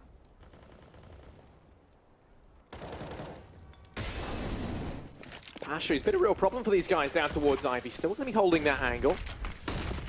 Envy, they're going to try a different approach. They've sent RPK in through Pop Dog. Going to have Happy with him. Well, the rest of the guys start their tirade out through a main. Bialy And Pasha, they have this crossfire set up, but Bialy going to hit the deck, and Pasha gets nothing back in return. Snacks now within the site, backed into a corner, forced to fight for his life as this push is just tearing them apart. Pasha in the back line, trying to do all he can, goes in for the flick, and he's going to get it. Pasha turns this into the 1v2. There's still so much left to do, and Pasha looking the wrong way here. Happy starting to make his way up on top of the train, spots him too late. Pasha takes the peak, and RPK does manage to finish that off. But I was getting scared there. Happy just flicked onto him a couple of seconds too late. Luckily enough, RPK did step up, and EnVy, that attack pause clearly working out for them, do manage to get a second round. Yeah, big round coming in from RPK and an XMS on the 2 entries there, but something I liked a lot, they used Molotov to clear out usual CT positions where the VP players usually play between the trains and stuff like that to kind of force them out of their comfort zone. And that's a really good way of utilizing the grenades in the game. If you can force the CTs out and like go into a door where you'll have the advantage, where the CT has to rotate away and kind of force peek you. So very nice stuff from EnVyUs. Want to see definitely more of that, using those utility grenades into their own advantages and getting that stuff done, peeking together, executing towards that outer bomb site and taking advantage of that. But as you said, Pasha has been very on point here in the Ivy. So if you know that you cannot get through Ivy, it's going to be very hard to get a full execute towards A. Finally, Scream comes in and wins that duel. Yeah, lost Pasha. He was pivotal in these last couple of rounds. Now Snacks trying to show that he's a competent AWPer as well, as Taz and him hold down the site. Damage done from Snacks, but backed into a corner. He's going to get picked up. And now it is just Taz left in the 1v2. Sixer is a merciless god, though, as he snuffs him out at the end there. EnVy going to take a third, and with that, they've actually done significant damage to the VP economy. Looking around where they'll probably invest in Max 7s, which is Snacks. Probably going to see him play the pop dog with that kind of weapon. Maybe with the counter flash if he sees something coming down. Rest of the team lacking a bit of utility, but they do have all the right weapons. So it's definitely not a terrible round, but if they lose this one, they're going to be in trouble in the bye that's coming in the last round of the first half here. So definitely interesting. EnVyUs, after a terrible start, could get themselves potentially on 5 rounds, which is of course not good, but comparing to the fact that they were down 1-8, it's still a pretty nice scenario. Scream once again going to win that duel out versus Pasha. The man invite is taken here for EnVy. And now Neo holding the angle, fires his shot a little bit too early, and is going to pay the price for it. As Sixer going to drop out Scream for them. Snacks able to find the equalizer. It's going to be the 2v3. Bomb goes down. Bialy still waiting in the site. It's going to allow that bomb plant to come in while Taz and Snacks set up for this retake. They've got themselves the man advantage. Sixer going to be holding the angle. He's looked fantastic with the AWP. Misses the opener. They keep pushing into him. He's going to miss again. That's 2 in a row. And now he's been tagged very low. Going to lose XMS in the site. Taz comes in for the pounce from behind. And that is VP. Oh, boys. I get it. You've been taking a break. You're a bit rusty, but there you go. They should manage to get this. That will be VP in with their 11th round. They snuff out that resurgence from EnVy early on, and that is what was needed. Very nice retake as well, very patient. They waited for the opportunity to strike. Actually, quite lucky that Sixer missed that opening AWP shot, and then the second one after that. But after that, they knew, okay, this is the time to strike. They're going to be holding back on their angles after peeking twice. They're going to be holding defensive, and then they push all on the same time, and that opens the map up for Taz to come in at the back and get those 2 kills. So 11-3, final round of the first half. EnVyUs' economy not perfect, definitely not. RPK forced into the CC. The CTs definitely have all they want. 3 kits as well. 2 AWPs.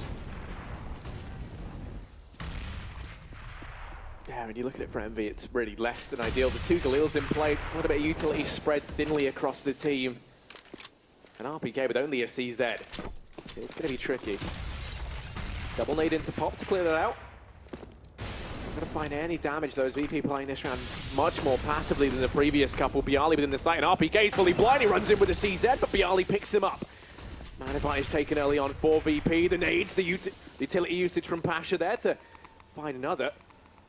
2-man advantage up for VP right now as EnVy. They're desperately trying to do damage. And XMS, he's the man to try and do that. Scream in the meantime picks up 1 more. That's going to be Bialy. Hit the deck. XMS, ooh, things are going to get a little bit toasty here. Backed into a corner. The Molotov doesn't quite spread. So he's allowed to survive for the time being. But Neo holding the angle. The bomb hasn't gone down just yet either. And actually, it's going to get dropped as Neo picks that one up. Now he's just happy, and XMS, but happy as per usual, has worked his way into the back lines. This time, however, there is a man ready and waiting, and that's Snacks. Hot on the trigger. XMS left 1v3. Oh, yeah, they see each other there on the ladder. XMS finds the first. He's already got 2. He has to make it 4 if he wants to win this one out, but Taz holds the angle, and he holds it firm. And that is VP to win out this first half, 12-3. Very nice play from VP, definitely. EnVyUs looking pretty lost on the T side, to be fair. But now they are rotating over to the CT side, where they definitely should have a bigger chance of getting something done. They can kind of hold back and await what VP throws at them and then react to that. I think that fits the style of EnVyUs way more than a T side, where they have to come up with stuff at all points and kind of like innovate the way to play that T side. I think they're way better if they just hold back and wait and react to what's coming to them. 6 only on 3 frags right now and happy on 4. Those 2 players definitely need to be on like top form if they want to do anything against VP. Pasha on the other side of things, very, very good on the Ivy position with the AWP. Locked a lot of rounds down. I think he had a couple of 4Ks as well.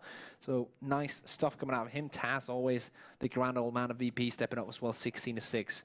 So VP, they're looking quite good here, but this is only half one of map 1 of this tournament, so things can still go wrong. So you told me that you were good at Greek mythology. Yeah. If you had to pick a god maybe to describe each one of these players, how would you be feeling? Let's start with like Pasha. Top of the board. He's been great at holding back impossible odds. Obviously, Pasha with the muscles, he has to be Hercules. Okay, that's a half god of demigod, but still. Okay, no, I'll allow it. And okay, Taz. We're gonna look at Taz. The wise, but also he's obviously Zeus. Okay. Yeah, defintle. He's the wise one. Then we're gonna look, Scream. Scream. Actually, that's a good question.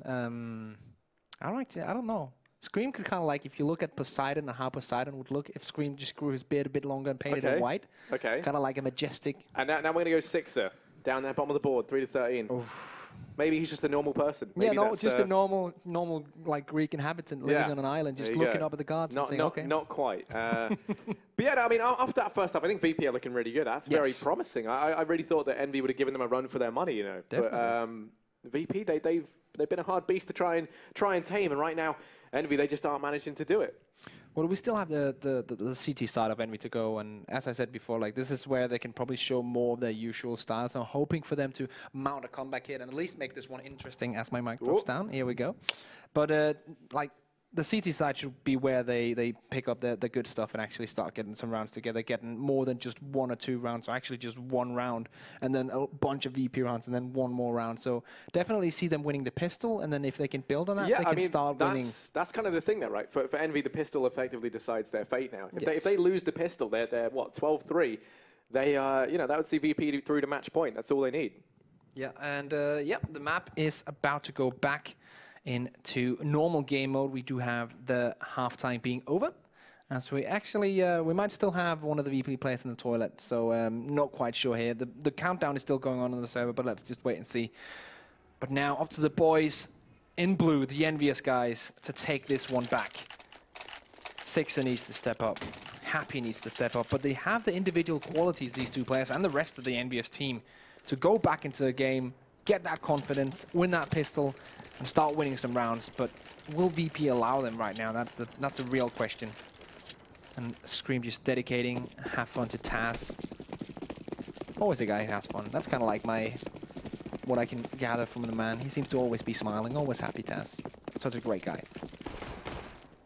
Well, let's see if he's going to be smiling after this pistol round as they've made their way over here towards the B-bomb site, stacked up outside. They haven't committed to anything just yet, though. They're making noise. They've thrown in decoys. And now they're going to look to try and push out over here towards A. Scream, he's known for his one-taps, but right now he's not tapping anything successfully. He's missed a whole bunch of shots. It's XMS to actually do the first bit of damage to VP, trying to help out his teammate best he can. And right now, Scream finally chimes in with 1. Bialy's pushed up aggressive onto the site, but XMS snuffs him out. Neo left in an impossible 1v5. Will fall, and that's Envy to get themselves a pistol. They stay afloat in this one another day. That's what we were talking about. They needed the pistol to get back into this game. Now they do have this upcoming round where VP, they don't have a lot of money. Definitely could go for the pistol armor buy, pistol utility maybe on some of the players and go for a big execute. Right now, they are choosing to do just that. So let's see if VP can do something with the wonderful pistols in this game that are, in my opinion, a bit overpowered. But let's see if they can change my mind here. 2 MP9s, 2 UMP45s, and a FAMAS on the CT side of things. Pasha, of course, with the Desert Eagle. Hopefully bringing some magic with him. Yeah, now we saw he was somewhat the king of Ivy in the CT side of the half. This time he's going to look to try and contend for it as a T. Molotov keeps him at bay. Has Bialy there to try and help him out. Smoke going to rain in now to keep VP away. Loving the amount of MP9s brought up by Envy. On for RPK and Happy. That nade doesn't actually find any damage. Bialy takes a tiny bit, but I thought it would have done much more. Here's bypass his smoke though, and this could be huge. He's found a bit of damage downrange. Doesn't transpire to anything just yet for VP as they now start to progress down through Pop Dog. Pasha has to check the right angle here, but they've just lost Scream, and that's going to force Sixer back a little bit. Bialy tries to refrag. Damage being done. Pop Flash rains in, and Sixer will be able to take 2. Neo taps away, does find some damage, but that will be it. Snacks and Taz between them, left in a 1v3. As Snacks, he's currently got 2, has to ace this one for the win. Bomb dropped out in the open. And near an impossible clutch, but he's the man to make it happen for VP. Spots the first. Player up above him, spots the shadow. Snacks him with a 3rd now. And this is where things get promising. They just keep offering their heads up to him on a silver platter, and Snacks will take that all day long. Pushes into the site, spots the man within it, but RPK snuffs him out with so little time left. That round was looking already far gone. Apart from the last piece from Sixer there, he actually had a really, really good round. Played it very patiently on the Ivy side of things. Just stood there with the UMP45. Then when they started pushing out towards the other positions on A-bomb side, actually do see the lovely caster duo from before. When they started to pushing out, he kind of like shifted away in focus, but then when he heard the steps on Ivy, he stepped right back in, took the first frag, got the pop flash in, and then got the second one as well to shut down that whole area and kind of like take that map control away from the T's. He then peeks aggressively for the 3rd one, doesn't get it. That's of course not the best decision in the world, but still the patience from Six in that round, despite him only being on 3 frags from the first half. It's very nice to see that he's still composed despite losing that first half. Happy, things are about to get very bloody very quickly. He's going to fall. But RPK, they walk into the meat grinder. He's just going to go ahead and chip away at them with the MP9. Does have some time to get the reload off, and Pasha's been afforded the UMP, but that is it for VP in this round. 2v3, they're able to find 2. It was Happy and Scream. Presented themselves early on to the Polish machine that is VP. And they're going to start to aggress on in. It looks like that RPK wants to go back for more. The MP9 rains death in, and there it is. A quick, easy ace for the man himself. That is going to be a very, very keen $3,000 farmed up for him. Going to be happy with that one. 8,000 to his name, and he might even just stick with the MP9. Yeah, RPK, one of these players statistically, he's been so good for EnVyUs in, let's say, the last 6 months. He's always, not always, but most of the time on top of that scoreboard for his team. This time around, he's also on 15 frags to 14. Clearly the best score on his team, and racking up an ace in that last round. Definitely showing his stuff. Now, the full buy coming in from VP. Orb on Pasha. No utility on Snacks and 1 flashbang on Neo, so definitely lacking in that department, but let's see if they can make it work off English is hard, of firepower alone. That was the sentence I was trying to say. They do have 4 AKs and an AWP. FAMAS on screen as well. So a chance for VP if they can open up with a frag. Positioned outside of Ivy. 3 members of the team, and then the rest positioned to make the split A execute pretty much. As they only have 2 smokes remaining. Flashbang, things start to happen. Happy with the AWP on Ivy. Smoke going to come in, falls on the wrong side. Happy still allowed to watch. Nearly connects that shot, but instead it's Bialy that takes Sixer as he goes aggressive.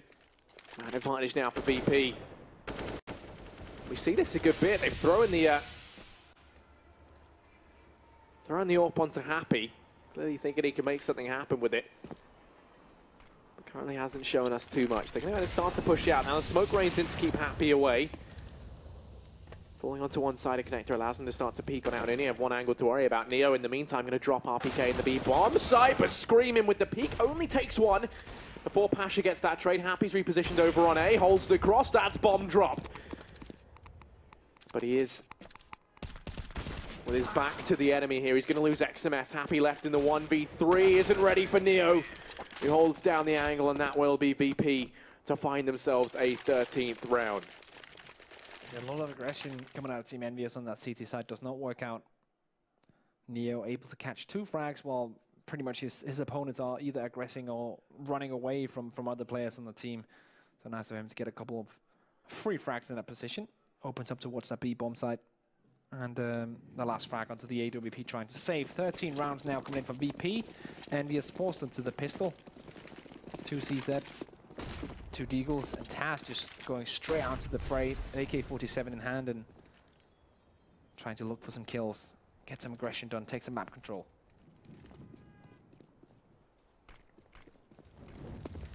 Oh, Taz spotted him there. Tries to find this frag, going back and forth with Sixer, and we're able to find it. Neo, in the meantime, mops up 2 more in this round. It could be a quick, easy one for VP. Boosting up Happy. Doesn't get anything done. Taz makes it look easy, and now it is just RPK left in the 1v5. It'd be ideal, really, for him to get a gun here to take into the next round. Save something, seeing as they did go for the force into this one. It's the only way they could try and fill the buy into the next round, and even then, the buy would be terrible. Yeah, it would not be ideal whatsoever. So RPK, a kind of a tough spot here. What should he do? He's obviously looking for exit frags here, but I don't think that Virtus.Pro are going to offer them to him. So they just want to play, rotate off the bomb side and then play 1 guy on the bomb side. If something happens, they can rotate 1 back in and hold the bomb to make sure he doesn't jump on him and defuse. But the rest of the team already rotated off, trying to find alternative angles and make sure they bring their weapons into the next one. Make sure that RPK cannot grab it. And that's the name of the game. 14 rounds for VP. 2 rounds away from grabbing their first victory here at Mykonos at the ESG Tour. Pasha once again with the AWP has been perfect with this so far. One of the reasons, alongside definitely Taz coming back into form, that VP are doing so well in this map.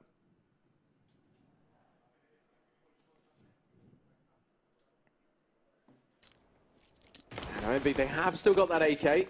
They have the utility on RPK as well. He's going to be the catalyst rifle player into this round, but VP, they can always taste the win here. They're going to be sending Bialy over towards Ivy. Backed up, of course, by Pasha, Snacks and Taz.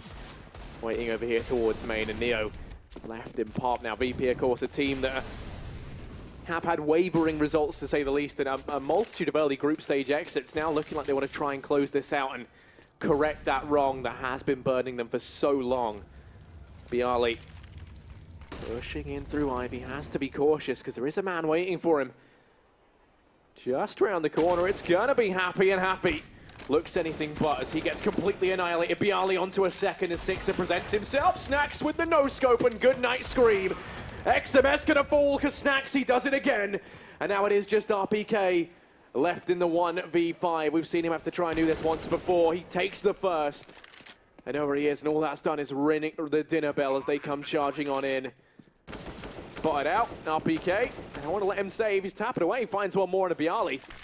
Making it costly at least, but this time, oh, okay, Snacks goes down. Thankfully, Pasha picks that one up. It was getting a little bit worrying. Then again, he manages to come into a situation where he can grab 3 frags in a position where he shouldn't really be able to do much, maybe even save his AK. So nice of him to get that triple kill there. But on the other side of things, like VP, they're like easily, like they can easily manage to buy out here. They even get 2 orbs on the T side, so definitely not an issue with the economy here for the Polish guys. 15-6, and we might have to tell Thorin that he was right, because EnVyUs have not been looking good in this match. Yeah, I mean, all the guys over there on the desk, and, you know, I mean, they were right to give the nod that this is a match that they would bet on. Here we go. Six has fallen early. Man advantage up for VP once more. Envy. They have to try and find an equalizer sooner rather than later. Nothing presents itself just yet. Oh, peek from RPK, gets punished. He's going to get tagged away. Neo spots him out, and Taz saw the barrel there. Timing actually allows XMS to start to peek on into Pop Dog. Just going to be positioned over here towards B. They have Taz locking it down. In the meantime, Pasha and Bialy starting to push down through Ivy, going to try and pincer on in to the guys that have rotated into B, which right now is getting decimated regardless. RPK, the first man to fall, happy. The only one left within the site. Might not even see action as it already looks like they're going to start to double back round. XMS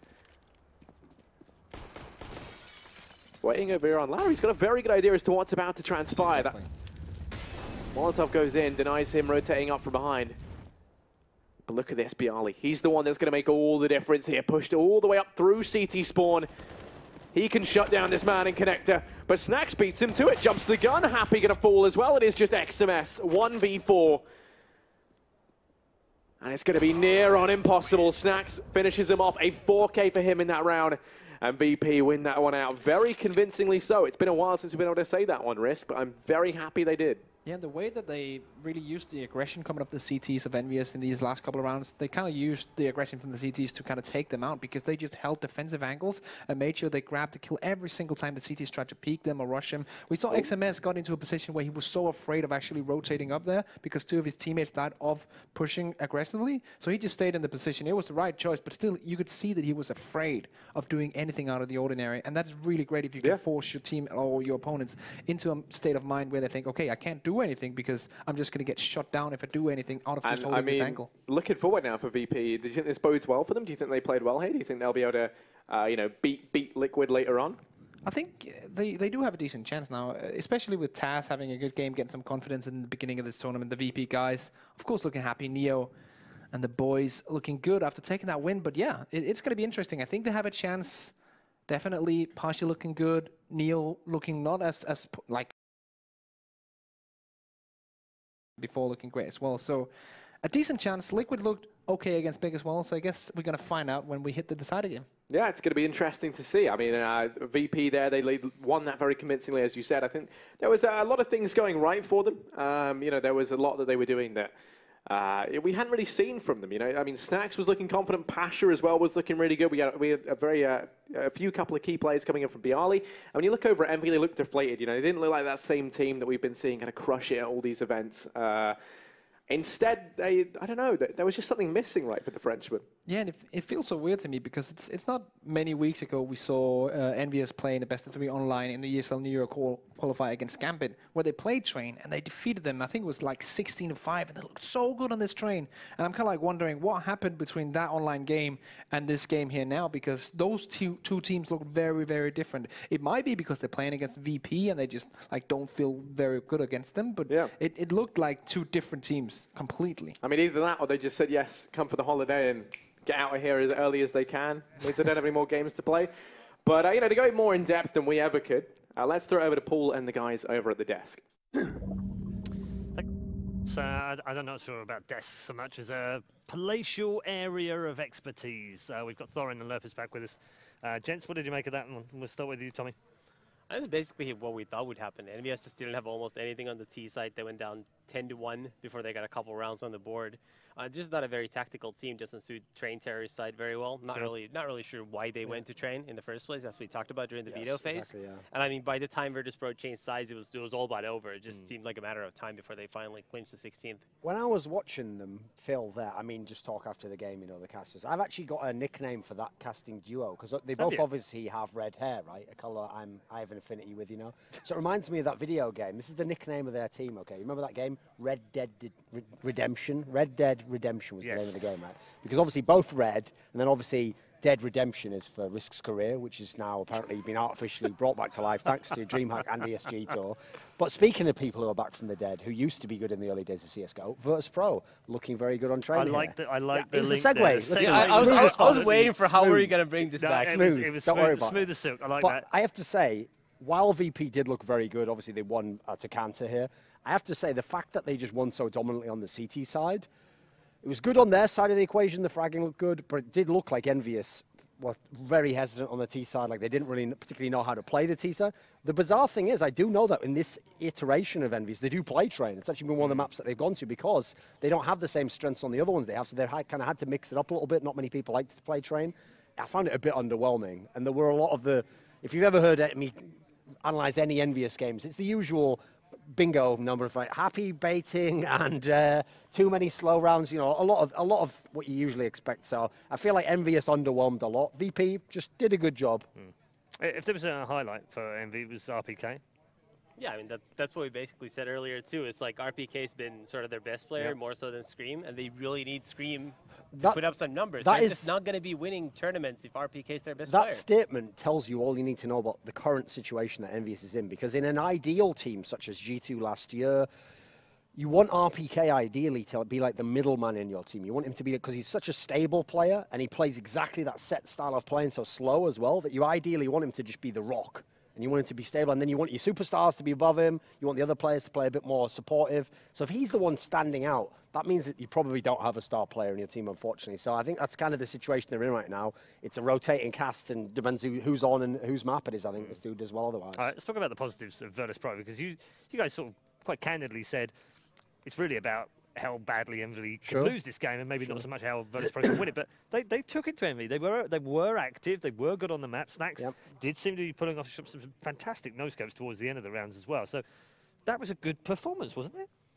Yeah, all right, it wasn't great. It wasn't major winning, but it was good. Well, the key thing is obviously they weren't playing like, you know, a world beater in an opponent, so you can't take too much from it. But I will say they looked pretty solid. They looked a lot better, obviously, than the team that went to Malmö, where Snacks was terrible and he still hadn't come out of his funk. And actually, Neo was very poor at that tournament, I have to say. Generally, they look like they've reworked it a little bit. I think actually, like I said before, I think they're one of the teams who should enjoy an environment like this. They've played so many LANs in their careers, you know. I think they're just such pros. They're not going to get fazed by anything. I think this is also an example of where one thing I do think VP still has going for them, why I was so worried about some of the losses they had to the likes of the Renegades, is I still feel like whether their level's at the top peak anymore, if they can just play half decently, they still have that intimidation factor for the newer players and the teams who haven't been to the top level. That's why famously they've always held it over the NA teams. Obviously we'll see them against Team Liquid later. And I feel like if they can just get to a decent level again, these lesser teams will have that aspect of like, oh, it's VP, oh, if they run away with the game, it's going to become the plow, etc. So that's still present to some degree, and I think against EnVyUs it was able to manifest. I mean, they really just took care of business. I think that's the best way to put it. They did what they were supposed to do. Didn't do anything special, but didn't also mess up anything too badly. They did what they were supposed to do. That's what you do in group stages, you get through. And then next up is Liquid, who's another team, like Duncan said, that they should, if they're playing well, they should just basically just get their 16-10-ish win without too many issues. Not necessarily a performance worth 25 grand a month. Maybe like a solid 12, 13K with some benefits, you know, 401K or something, you know. Dental. Good effort, yes. Dental. Good effort, yeah. All right, okay, good. We're going to get more, of course, from our panel members very shortly. We're headed towards a break. Don't forget, we did mention earlier on there's a couple of competitions running. We've got one already with Steel Series, but I wanted to update with one on PV Pro right now. You can head over to pvpro.com, sign up, and you'll get a free 100 coins. You can then play your matches, do your wagers, and everything else that you can do over on the site. And thanks to the guys, of course, for being one of our primary sponsors here at ESG Tours in Mykonos. We are headed to a break right now, but coming up next, it is a big battle in Group B, because the winner of the next game is guaranteed a spot in the semi-final. It's Liquid versus Virtus.Pro next.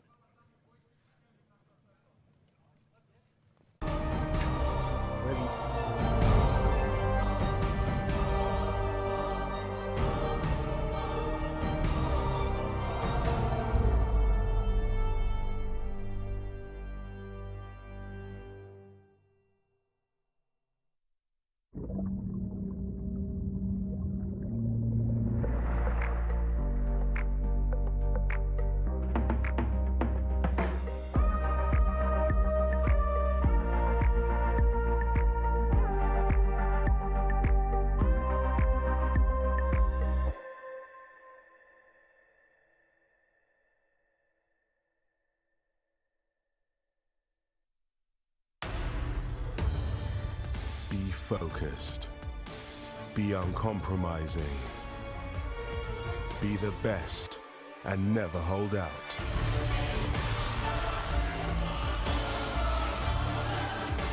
Pick your event. Place your bet. No matter who you are or what you're here for, it's our passion that unites us. Betway, for the love of the game.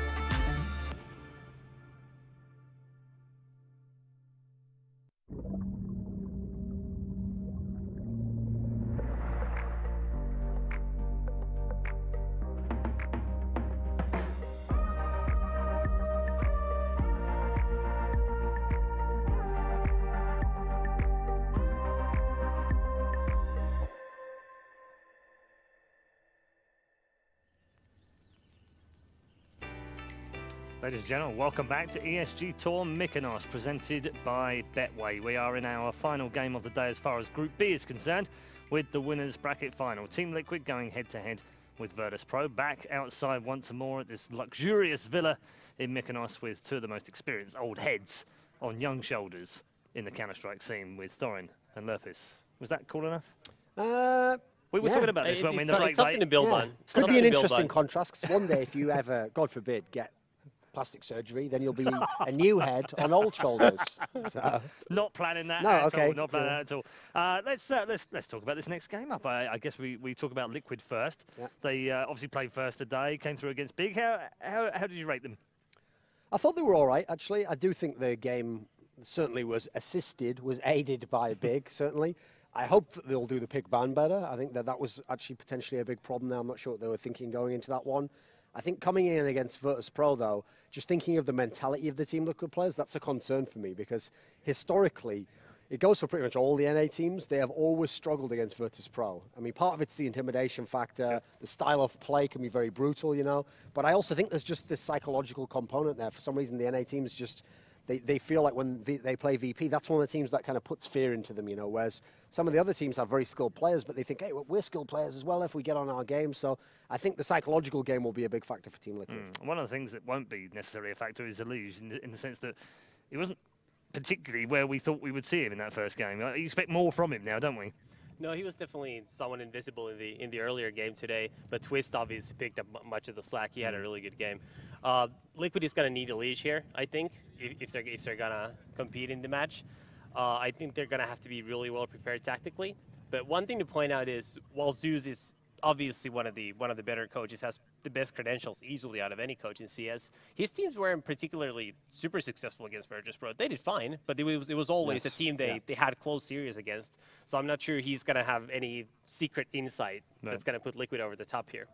Okay, let's turn our attention to Virtus.Pro.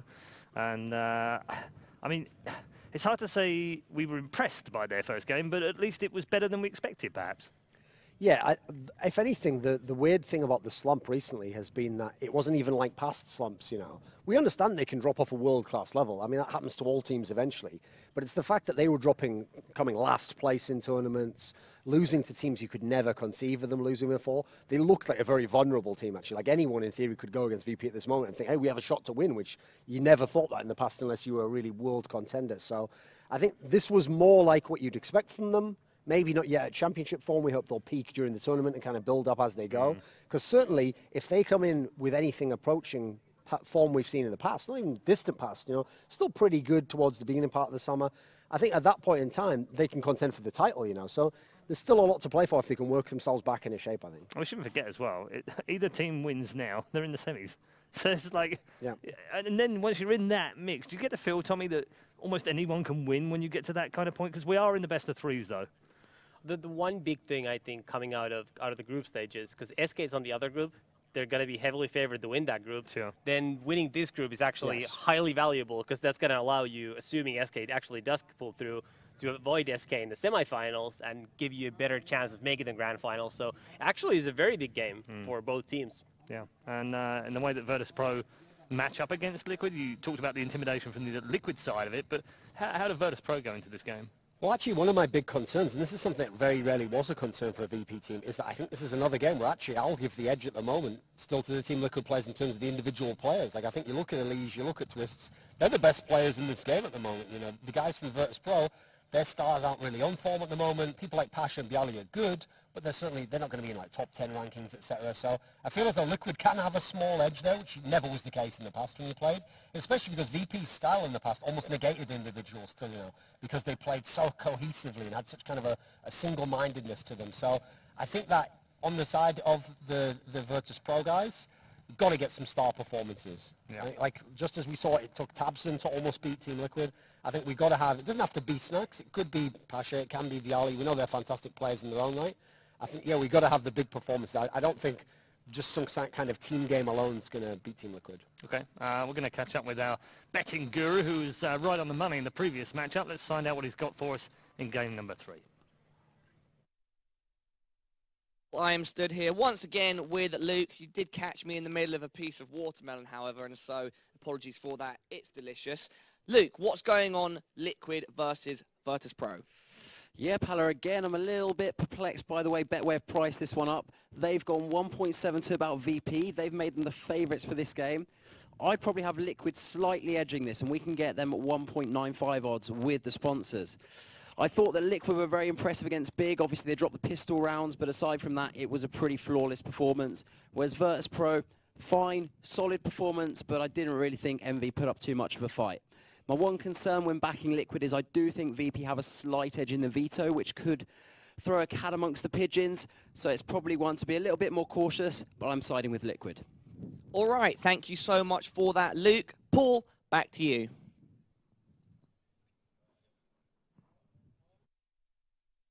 Look at that. I think we should call that segment Slow Dancing with Luke Cotton. Right. And he's looking at Paula eye to eye the whole time. Though, right? Lady, he's good with the feet. I want to dance. Got a few moves out there. I'm expecting many Can't memes. stand still. Many memes this week. Yeah, what do you make of that then? Virtus.Pro favourites. I can understand why. Like I said, a lot of history in it. Plus, Team Liquid, not just this kind of iteration, but famously, they're the team who always get close enough you think they can do it, but they underwhelm a little bit. So this would be the game where you feel like, listen, they're absolutely in a position to potentially win it, to potentially win the group. These are all great things, but if they come in and they are at all intimidated, or VP brings the game, you've got to kind of side with experience there, or the negative experiences you've had watching Team Liquid throw away games. This would be the North American way to lose. This version isn't just a meme. They still do it in this one, even though it's a very different set of players. You know, they find a way to somehow crumble in those, in like the 15-15 type. I mean, look, close games. Look, they went out of the major qualifier against Flipside, and that was definitely a game they should have won. They were clear favorites going into that Mirage game, and he went to something like 6 overtimes before they finally fell.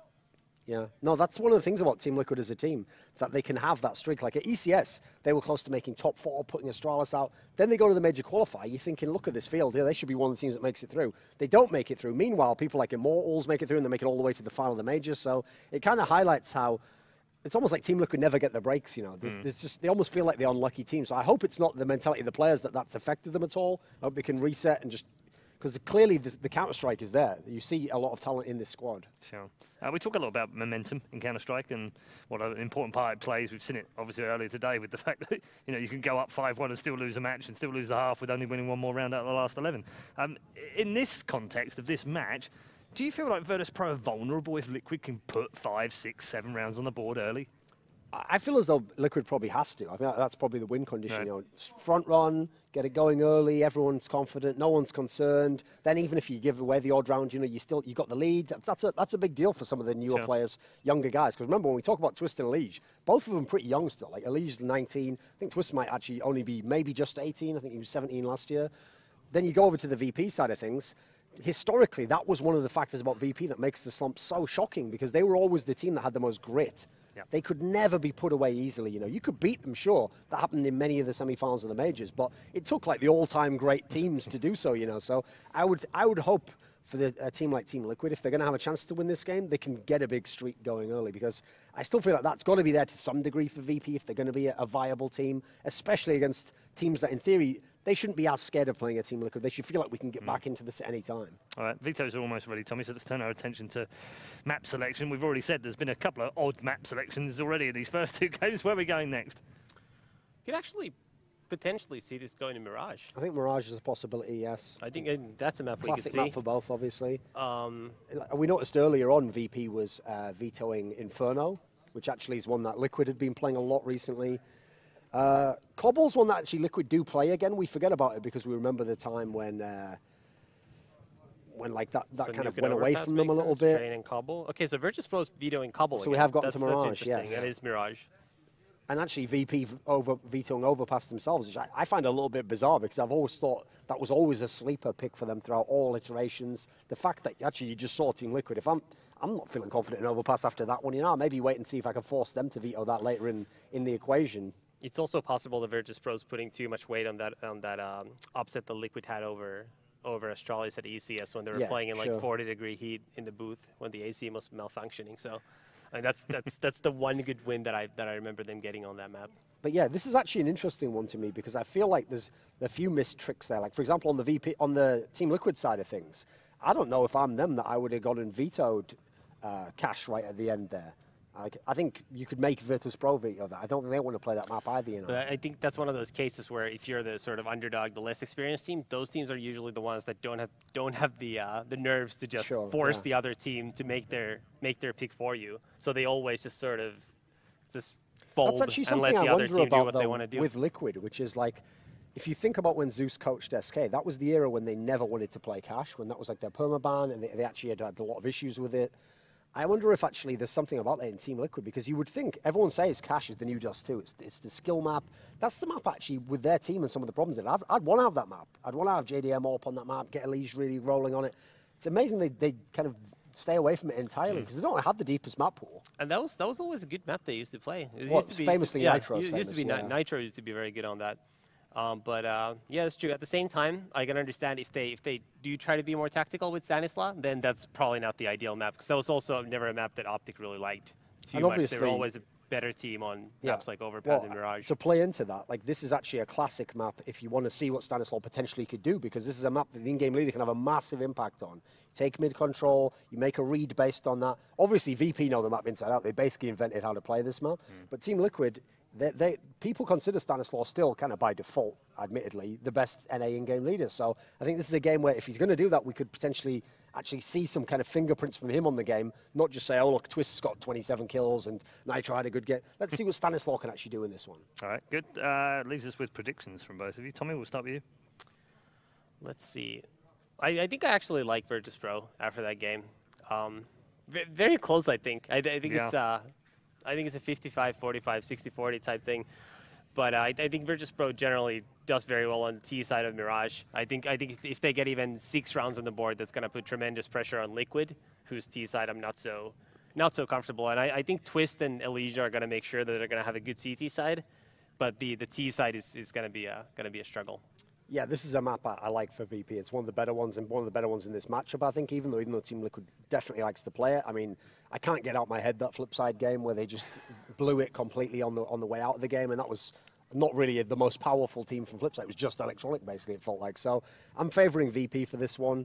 Not a blowout. Yeah, I think this can be very competitive. I actually do think the best players are actually over on the Team Liquid side, in Twist, in Elysia. So I hope they turn up and make it a really exciting game. But I think VP's actually going to win this group. I think it's going to be kind of a bounce-back tournament for them. Okay, well, that's very interesting in terms of predictions on that, on this particular match. I'm hearing that the players are still taking some time to set up some drivers and what have you, so we have a little bit of time. So I'm going to change. You can actually do that before the game. You can, yeah. Okay. You don't have to wait until someone tells you there's no driver. No. It's just, you know, turn up with a prototype mouse and just not install the driver and not bring it with you. No, don't worry about it. You do that. I'm looking at you. Nothing. Has been done in the past. Yeah, so we'll just let them have a few more minutes to get set up. So it gives us a chance to talk about something a little bit wider. Something I wanted to tackle both of you with, because I love your opinions. I want to hear them. I read them. There's a butt coming here. No. There is absolutely no butt here. In fact, quite the contrary. Okay. It sounded like there was one coming for sure. I enjoy lighting the touch paper between you and just sitting back and watching the barbecue that ensues. So I'm going to give you this one. Okay. Make a bonfire out of this one. We probably can down there. Who has been the best player in 2017 in Counter-Strike? See, the thing with that one is I actually think, personally, I don't think it's that close. I think you have to give it to Cold Zero. Like, even when they weren't doing well, like they had those 2 tournaments in a row where they didn't get out of the first phase. They went out in the group stage at Katowice, SK Gaming I'm talking about, obviously, and then at Star Series they failed in the Swiss system. Even in these tournaments, he was posting like MVP-type numbers. Then when they go on their summer run where they won the 5 out of the 6 tournaments, he was unbelievable in every single match. Now, he has had a little downturn recently. Like, he had some dodgy matches at the major, particularly once you got to, like against Astralis, obviously he didn't kind of show up. And then, yeah, I did think at Malmö, he also kind of disappeared against G2. But when you've had about 50 good series in a row or something, I can forgive you having 2 that aren't that good, because normal humans have those games. Right, exactly. I mean, he proved he was human a little bit at the major. I mean, the funny thing about that is the first 3 games that you had at the major, he scored more than 90 frags. He was unbelievable, exactly. 90 frags in 3 games. It's just insane. Yeah, so, well, I mean, even though he did have a couple of rough games after that, his overall for me, performance is the still quality fantastic. over the year, it's unbelievable. I mean, obviously, and like I say, he's done it through ups and downs. The difference was the team last year, they always placed top 4 pretty much. So at that point in time, you always feel like, yeah, well, you've got one of the best teams as well. You know, you're always in a winning position, might inflate your numbers a bit. I think he's done it the hard way, and I actually think, if anything, he might have gone to a higher level as a player. There's other candidates out there, but I think it's a bit more tenuous the case you make for them. Right, okay. I mean, it's interesting because he was the player of the year last year. Sure. So We don't usually see that in Counter-Strike. It's super competitive at the top. It's rare that you see a player dominate a year and then come back and do another dominant year. Maybe they have a year off and then they come back. I remember back in CS had a couple where he was great one year and then not quite so great the following year. Still great, but then the following year he's absolutely insane again. So it's rare that that happens. Why is that in Counter-Strike, do you think? Bizarrely, I actually think he has the best style of play to do it. Because it's funny, because normally his type of a player isn't the best player. They're like just a clutch player, and they're like a smart, like a rock player in your team. Normally that player, like I said about RPK, you want him in the middle of the scoreboard. He's not going to be your star player. But that's because someone like RPK can't frag like coldzera can. So I think with his style of play being so disciplined, so much routine to it, and clearly so much intelligence and intellect behind it, I feel like it's a very consistent style of play, whereas you think of some of the other superstars. He's got another one in his team, Fur, people like Nico, they're so aggressive. You're just going to have games where, even if your aim's on, you're going to run into a brick wall, 2 people are set up for you, or you get flashbang. You're going to die in that situation where coldzera, he always has the comms from his teammates. He's coming in later in the round where he's got more information, and it's more limited information. You know, there's 3 people in these positions, and he's such a smart player, he'll just make the right decisions, and then has the kind of the skill to back it up. So I think that certainly helps in terms of consistency. It also does help that he's been a part of probably 2 of the best lineups of all time in these 2 SK Gaming squads. So that'll certainly give you more chances to look very good as well. It's a bit harder if you're a Kenny S and you're going off sometimes in teams that struggle, you know. Tommy, who else is out there? Who's impressed you this year? Oh, I mean, I think coldzera easily is the best. I don't think there's any question about that. I mean, the thing about, I want to say Device has been really good, but the problem is, when you think about Device, you think about the E-League Major. Yes. Yeah. And that was the one that he didn't in the final. Didn't have the greatest final. He did really well up until then, but then in the final he kind of disappeared, and that was supposed to be his moment, to finally close out a full tournament, have a great showing throughout, even in the playoffs. Had a great semifinal there. Nico obviously was great until phases. I mean, he jumped on phase, they instantly started getting top 2s, won a tournament. Nico, he's been incredible. I think Kenny has to be in there. Kenny for sure. He's been very good. Part of the problem for him is because he didn't get the results until the very last 2 months or 3 months now, I guess, where he's gotten results. So before that, you can't really fault him for it. It's like the Titan syndrome all over again. If you're going out in groups, if you're posting 30 kills a game, it's like it's only so much you can do individually. Exactly, So he's been absolutely good, incredible this year as well. And I'd have to say Fur from SK Gaming as well. I actually feel like he's the most hard done by player in the world, because logically, he probably has to win the tournament for his team to be the MVP, right? But if you win the tournament, that probably means coldzera was amazing as well. So it's like every time he has a chance to win the MVP, coldzera just gets it. So he got it at ECS. And if Cold isn't absolutely on fire, then you don't get to win the tournament. Fallen wins it, and then.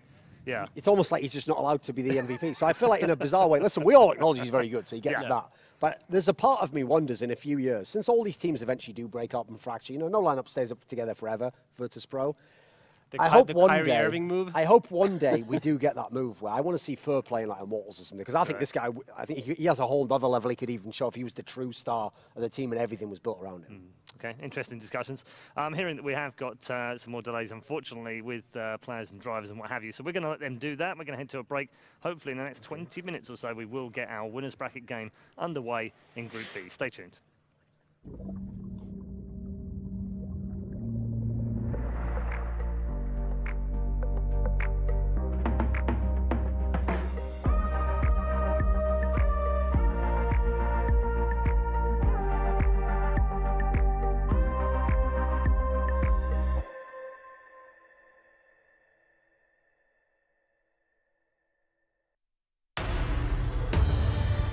Be focused.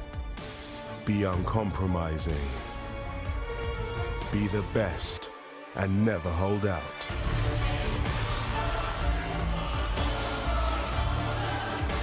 Pick your event. Place your bet. No matter who you are or what you're here for, it's our passion that unites us. Betway, for the love of the game.